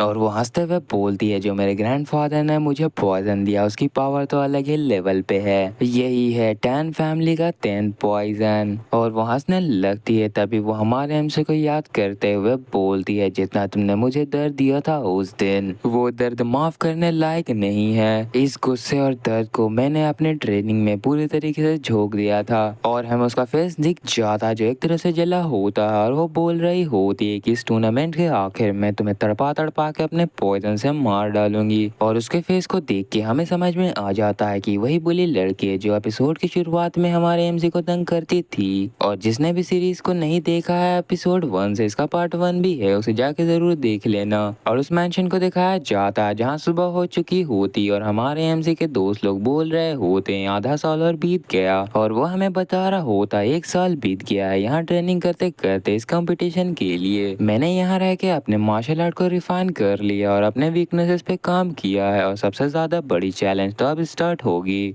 इसके बाद वो हमारे एमसी के ग्रुप को बोलते हैं तुम लोग डिसाइड कर लो अपने लीडर को। ये सुन के वो लोग बोलते हैं क्या टीम लीडर? वो बोलते हैं हाँ तुम लोग को टीम लीडर तो चुनना पड़ेगा, अभी के लिए मैं अपॉइंट कर ले रहा हूँ एक टेम्पररी टीम लीडर, मगर तीसरा साल आते आते इस कंपटीशन का तुम लोग में से एक ऑफिशियल लीडर बन जाएगा इस टीम का। और जितने भी लीडर रहेंगे हर एक टीम का वो गू पॉइजन मैच में आमना सामने आएंगे। मगर ये एक डेथ और लाइफ बैटल होता है, इस वजह से जो आउटस्टैंडिंग पार्टिसिपेंट होता है उसी को टीम लीडर बनाया जाता है। फिर पिंक हेयर वाले लड़के बोलते हैं क्या सभी पार्टिसिपेंट गू पॉइजन मैच में नहीं जाते? तो वो बोलते हैं ये सभी तुम्हारे अचीवमेंट पे निर्भर करता है। तभी वो हमारे एमसी का नाम लेते हैं पार्टिसिपेंट नंबर 28 टांग योंग मिंग। और वो आगे बोलते हैं ये बंदा सिर्फ टीम लीडर बनने लायक नहीं है मगर ये उससे भी ज्यादा ऊपर बंदा है, ये काफी ज्यादा ओवर पावर है। और वो सीरियस होते हुए बोलते हैं मगर ये अभी के लिए सिर्फ टेम्पोररी लीडर है। और वो बोलते हैं किसी को दिक्कत है इससे कि नंबर 28 लीडर बन रहा है इस टीम का, मगर इस चीज से किसी को भी दिक्कत नहीं होता। और वो बोलते हैं नंबर 28 आगे आओ।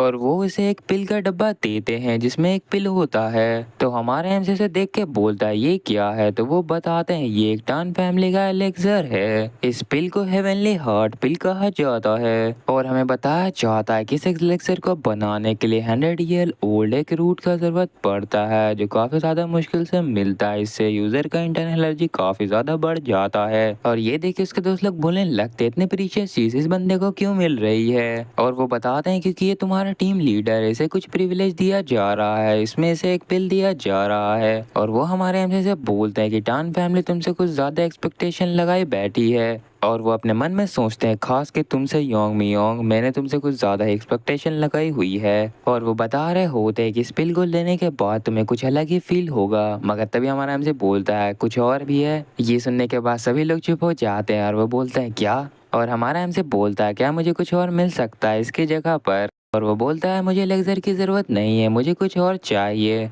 ये सुनने के बाद उसके दोस्त फिर से हैरान हो जाते हैं। और ये सब सुनने के बाद उसके दोस्त गुस्से में आने लगते हैं। वो बोलते हैं कि ये वापस से वही सब कर रहा है। एक और बोलती है कि ये जानता भी है कि इसका कितना ज्यादा प्राइस है, अगर तुम इसे नहीं खाना चाहते तो ये मुझे दे दो बेवकूफ आदमी। और सुपरवाइजर सोचने लगते हैं कि लेक्चर को मना करना ये तभी हो सकता है जब तुम्हारी इंटरनल एनर्जी इस चीज से नहीं बढ़ेगी। और वो अपने दिल पे पत्थर रखते हुए बोलते हैं तुम बताओ तुम्हें क्या चाहिए? तो हमारा हमसे बोलता है एक खास पॉइजन जो सुन के उनका दिमाग हिल जाता है। और वो आगे बोलता है कि स्ट्रॉन्ग पॉइजन मुझे चाहिए टैन फैमिली का 10 पॉइजन। इसके बाद सीन शिफ्ट हो जाता है और हमें दिखाया जाता है कुछ ज्यादा ही वेपन को। और वो बोल रही होती है क्या तुमने बस यही लिया है? ये तो पूरी तरीके से वेपन है, इसमें लेक्चर कहाँ पर है? तो हमारा हमसे बोलता मुझे टैन फैमिली का 10 पॉइजन चाहिए था मगर उनके पास ये नहीं था तो उसके बदले मैंने ये ले लिया। ये सुन के वो लड़की गुस्से में हमारे एमसी का घूसा मारती है मगर हमारे एमसी डॉज कर लेता है। और वो गुस्से में पंच मारते हुए बोलती है तुमने उस लेक्चर को छोड़ दिया तुम बेवकूफ। और वो पंच मारती है तो एक और जो बंदी रहती है वो बोलती है अगर योंग मियोंग ने ऐसा डिसीजन लिया है तो हमें उसके डिसीजन का रिस्पेक्ट करना चाहिए। तो उसके ग्रुप का एक और लड़का रहता है वो बोलता है एल्डर ने एक हेवनली पिल को बचा लिया। तो ये सुनने के बाद हमारा हमसे बोलता है क्या तुम लोग हेवनली पिल के बारे में बात कर रहे हो? मैंने अभी तक उसे वापस नहीं किया है। ये सुन के इसके दोस्त हैरान हो जाते हैं। और हमें कुछ समय पहले का सीन दिखाया जाता है जहाँ सुपरवाइजर वो वेपन हमारे एमसी को दे रहे होते हैं और बोलते हैं ये लो वो वेपन जो तुमने मुझसे रिक्वेस्ट किया था।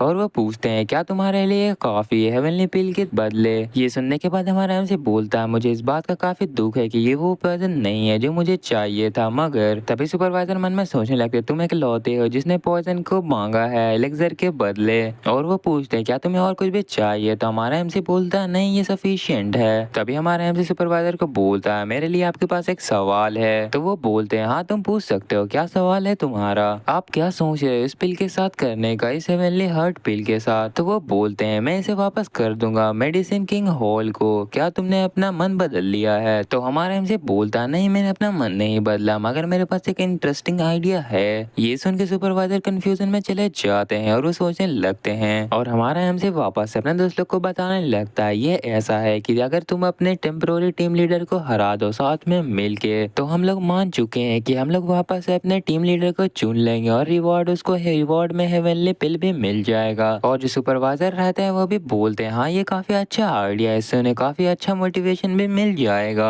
और ये एक तरीके का इन्वेस्टमेंट ही है फ्यूचर के लिए टर्न फैमिली का, तो इसमें होल्ड बैक करने की कोई भी जरूरत नहीं है। तो वो अपने दोस्तों से बोलता है तुम लोग फ्री हो किसी भी टाइम पे मुझे चैलेंज करने के लिए। और वो बोलता है इस ऑफर के खत्म होने का डेडलाइन है गू पॉइजन मैच स्टार्ट होने से पहले। ये सुनने के बाद वो लोग काफी जोश में आ जाते हैं और अपना हथियार खोजने के लिए चले जाते हैं। हमारा एमसी उन्हें देखते हुए सोचता है देखो तो इन्होंने अभी भी मुझे पूरी तरीके से एक्सेप्ट नहीं किया है कम्प्लीटली। और वो सोचता है अगर मैं क्लैन लीडर बन गया तो मैं सभी बंदे को हेवनली हर्ट पिल दूंगा। और वो लोग बाहर से हमारे एमसी का नाम लेते हुए बोलते हैं जल्दी बाहर आओ। और वो अपने मन में सोचता है लगता है मुझे कुछ देर के लिए बिजी होना पड़ेगा। और वो लोग बाहर से चिल्ला रहे होते हैं जल्दी करो। तो हमारा एमसी बोलता है अरे आ रहा हूँ मैं गाइस रुक जाओ तुम लोग। इसके बाद सिर्फ हमें समय बीतते हुए दिखते जाता है, समय बीतते जाता है, गर्मी से ठंडा आ जाता है, ठंडी से बरसात, मगर वो लोग कभी भी जीत नहीं पाते। और हमें दिखता है कि हमारे एमसी ने एक और बंदे को पीट दिया और वो घुसटते हुए दूर जाता और हमारे एमसी को दिखाया जाता जो वहीं खड़ा होता है उस बंदे के सामने। और हमारे एमसी चिल्लाता है बोलता तुम लोग और कितनी बार हारोगे, अभी तक तुम लोग हमसे 173 टाइम हार चुके हो। और जो दोनों बंदी बैठी रहती उसमें से एक बोलती है ये बंदा थकता भी है, अभी तक इसके जो ब्रीथिंग में कुछ भी ज्यादा डिस्टरबेंस नहीं हुआ है। और वो हमें आगे बताती है कि ये बंदा 1 और 2 दिन से यहाँ लगातार लड़ रहा है मगर अभी तक ये थका नहीं है। और वो आगे बताते कि इन कुछ दिनों से हमें कंपटीशन की कोई फिक्र नहीं है, हमें बस इसके शक्ल को देखने में अच्छा लग रहा है। तो वहाँ पे जो दूसरी लड़की रहती है वो बोलती है हाँ ये तुमने सही कहा, ये काफी ज्यादा अच्छा है, इसके शक्ल को देखना। तभी हमारा एमसी अपने दोस्त की तरफ हाथ बढ़ाते हुए बोलता है क्या तुम हार मानते हो। और वो अपने दोस्त से बोलता है मैं जा रहा हूँ क्लैन लीडर की पोजीशन लेने, ठीक है ना। और उसका दोस्त हंसते हुए बोलता है हम तो अभी दूसरी टीम से मिले भी नहीं है मगर मैं तुम्हें इमेजिन नहीं कर सकता किसी से भी हारते हुए। और तुम हमें भूल मत जाना नए क्लैन लीडर बनने के बाद। और जो सुपरवाइजर रहते हैं वो हमारे एमसी और उसके दोस्त से बोलते हैं तुम लोग काफी बड़े हो चुके हो इन कुछ सालों में। और वो हमारे एमसी को ऑफिशियल लीडर बना देते हैं इस टीम का। और वो थोड़ा सीरियस होते हुए बोलते हैं कल तुम लोग का ऑफिशियल गू पॉइजन मैच स्टार्ट हो जाएगा। और वो बोलते हैं तुम लोग अपना फाइनल प्रिपरेशन कर लेना। तो हमारा एमसी बोलता है मैं समझ गया मास्टर। और वो बताते हैं 3 साल बीत चुके हैं जब से हमने ट्रेनिंग स्टार्ट किया इस कंपटीशन के लिए। और वो आगे बताते हैं कि बहुत सारे टीम थे जिसमें ड्यूल हुए जिसके बाद काफी सारे को डिस्क्वालीफाई करा दिया गया और बहुत सारे तो मारे भी गए। और उन सभी के मुकाबले हमारी जो टीम 7 है वो काफी ज्यादा सेफ है और तुम लोगों ने काफी ज्यादा ग्रोथ अचीव की है, इस वजह से तुम लोग को अपने आप पे प्राइड करना चाहिए। मैंने तुम लोगों को काफी बार वार्न किया है गू पॉइजन मैच के बारे में मगर मैं तुम लोगों को एक बार और बता दे रहा हूँ और मैं तुम लोगों को आखिरी बार वार्न कर दे रहा हूँ। और अभी से पॉइजन का इस्तेमाल करना कोई भी मैच में बैन है मगर जो गू पॉइजन मैच है वहाँ खतरनाक से खतरनाक पॉइजन का इस्तेमाल होगा, सिर्फ एक पॉइजन का छोड़ के वो है 10 पॉइजन। और वो आगे बताते हैं जो गू पॉइजन मैच है वो एक ऐसा कंपटीशन है जहाँ लोग मरने के लिए आते हैं और इसी वजह से तुम्हें अपने कैपेबिलिटीज को मैक्सिमम लेवल पे ले जाना होगा। पार्टिसिपेंट नंबर 28 वो हमारे एमसी को ऐसा बोल रहे होते हैं और वो हमारे एमसी और उसको गू पॉइजन की बोतल देने लगते हैं और वो बोलते हैं ये सारे पॉइजन तुमने रिक्वेस्ट किए थे वही सारे पॉइजन हैं। और हमारे एमसी का दोस्त बोलता है ये पॉइजन इतने खतरनाक है जिसकी एक ड्रॉप से कोई भी बंदा मारा जा सकता है। और वो अपने मन में सोचता है ये तुम्हारा कोई लंच बॉक्स नहीं है जो तुम ऐसे आसानी से ले जा रहे हो। और वो सब बोलता है तुम याद रखना इसका एक भी ड्रॉप किसी को भी मार सकता है। और वो एक और पॉइजन के बारे में बताने लगता है कि ये पॉइजन इतना ज्यादा इफेक्टिव तभी होगा जब तुम इसे डायरेक्टली किसी की आंख में यूज करोगे। और तुम्हारे पास कुछ नॉन सिकनेस पाउडर भी है जिसका इस्तेमाल करके तुम किसी को बीमार कर सकते हो। और वो आगे बोलता है चलो ठीक है, अभी के लिए ये पॉइजन के जितने भी इंस्ट्रक्शन है वो काफी हैं। और इसी तरीके से वो हमारे एमसी को पूरा जो पॉइजन का डिटेल रहता है वो बता देता है। और वो बंदा हंसते हुए बोलता है ऑनेस्टली मैं बताओ तो मैं बिल्कुल भी नहीं डरा हुआ हूँ। और उसकी पूरी जो टीम रहती है वो जोश में रहती है। और वो हमारे एमसी से बोलता है क्या तुम हमसे प्रॉमिस कर सकते हो कि तुम इस कंपटीशन को जीतोगे। तो हमारा एमसी उसके हाथ को पकड़ के ऊपर उठा देता है और वो बोलता हाँ मैं जीतूंगा, तुम्हें इसमें कोई शक है। और वो उसके पंच से अपने फेस पे पंच मरवा लेता है जो देख के वो बंदा भी हैरान हो जाता है। और हमारा एमसी उन लोगों से बोलता है मैं तुम लोग से प्रॉमिस करता हूँ कि मैं आखिरी बंदा हूँ जो तुम लोगों से हार्म हुआ हूँ। और इस कंपटीशन के आखिर तक मैं किसी और से भी मार नहीं खाऊंगा, बस तुम ही लोग होगे जो जिसने मुझे हर्ट किया होगा। और हमारे एमसी का इस तरीके का हरकत देख के वो तीनों हैरान हो जाते हैं जैसा वो अक्सर हो जाते थे। और तभी हमारे एमसी के सामने एक पोर्टल खुल जाता और उसमें जाते हुए उन लोगों को बाय करता और बोलता है चलो ठीक है मैं अब तुम लोगों से बाद में मिलूंगा। और वो अपने हाथ में कोई चीज देखते हुए बोलता है फाइनली जो गू पर्सन मैच का दिन है वो आ ही गया। सॉरी गाइस ये हमारा एमसी नहीं रहता, ये वो बुली लड़की रहती है जो ये बात बोल रही होती है। और वो बुली लड़की आगे बोलती है मैं कितनी ज्यादा लकी हूँ कि मुझे 10 पॉइजन मिल गया मेरे ग्रैंडफादर के द्वारा। और वो उस पॉइजन को अपने हाथ में टाइटली बंद कर लेती है और वो गुस्से में बोलती है अब से मेरी बारी है उसे सबक सिखाने की। इसके बाद वो भी पोर्टल में आ जाती है मगर उसके सामने कोई आ जाता है और वो बंदा उसको बोल रहा होता है कि मैं तुम्हें ऑफर दूंगा। ये सुन के वो बोलती है क्या जिगल फैमिली मेरी मदद करेगी। और वो उस बंदे से पूछती है तुम्हारा प्लान क्या है, तुम मुझे कैसे असिस्ट करोगे। तो वो बंदा आगे बोलता है तुम तो इस बात को जानती ही होगी कि जो गू पॉइजन मैच है वो अरेंज होता है हमारी फैमिली के द्वारा क्योंकि वहाँ हमारा फॉर्मेशन का इस्तेमाल होता है। मैं तुम्हारे लिए उस फॉर्मेशन को मैनिपुलेट कर दूंगा और एक जगह से दूसरी जगह लेके चला जाऊंगा, जहाँ तुम्हें एडवांटेज होगा उस जगह पे मैं तुम्हें उतार दूंगा। और ये सब चीज करना हमारे लिए काफी आसान है। और वो लड़की भी वहीं पे खड़ी होती है और उसके बात को सुन रही होती है। और वो उस बंदे से पूछने लगती है कि तुम मुझसे क्या चाहते हो इन सब कामों के बदले। तो वो बंदा उसे बताता है कि हमारी जो जिगल फैमिली है वो अभी पावरलेस स्टेट में है और उनके जो राइवल है वो काफी ज्यादा हम पे निशाना लगा रहे हैं। इसी वजह से हमें 10 फैमिली के फोर्स में जुड़ना है ताकि जो हमारी फैमिली है वो भी स्ट्रांग बन जाए। मगर हम ये नहीं चाहते कि हमारे फैमिली का जितना भी नाम है वो सभी खो जाए। और वो लड़की समझ जाती है कि ये बंदा क्या कहना चाहता है और वो लड़की बोलती है तुम यही कहना चाहते हो ना कि मैं तुम्हारी मदद करूं 10 फैमिली के मैटर में घुसने की ताकि तुमको भी परमिशन मिल जाए इस चीज की। और वो आगे बोलती है क्या होगा अगर मैं तुम्हें मना कर दूं और यहाँ से चली जाऊं। तो वो बंदा उसे बोलता है इसी वजह से मैं यहाँ आया हूँ ताकि मैं तुम्हारे साथ भरोसा बना सकूं, मुझे बताओ तुम्हें क्या चाहिए। ये सुन के उसकी खौफनाक आंख बड़ी हो जाती है और वह बोलती है मैं इस समय का 3 साल से इंतजार कर रही थी। और वो काफी गुस्से में बोलती है मैं तुम्हें मार डालूंगी और अपनी लाइफ जिसे तुमने बर्बाद कर दिया उसे वापस ले लूंगी। और वो पागलों की तरह हंसते हुए बोलती है मैं इंतजार नहीं कर सकती तुम्हें देखने को। इसके बाद हमें काफी सारे टीम के बारे में बताया जाता है और हमें सबसे पहले वाले बंदे को दिखाया जाता है। उसके बाद टीम 2 के जो काफी खतरनाक लग रहा होता है और वो बोलता है मैंने कुछ ज्यादा ही एक्सपेक्ट कर लिया था 10 फैमिली के स्ट्रॉन्गेस्ट मिलिट्री फोर्स से। और इस बंदे का नाम जियोंग गिल रहता है और इसने सारे बंदे को मार दिया होता है। और वो पोर्टल की ओर बढ़ जाता है ये बोलते हुए कि मुझे लगता है कि इसके पीछे कोई स्ट्रॉन्ग इंतजार कर रहा है। और टीम 3 के बंदे का नाम जिक्रिन रहता है। और इसी तरह हमें टीम 4, 5 और 6 को दिखाया जाता है। और इन सब के बाद हमारे एमसी के टीम 7 को दिखाया जाता है जहाँ हमारे एमसी ये पहाड़ पे खड़ा होकर बोलता है ये तो काफी बड़ी जगह है। और वो आसपास देख के बोलता आज का दिन काफी अच्छा है किसी के मरने के लिए। इसके बाद ऑफिशियली गू पॉइजन मैच स्टार्ट हो जाता है।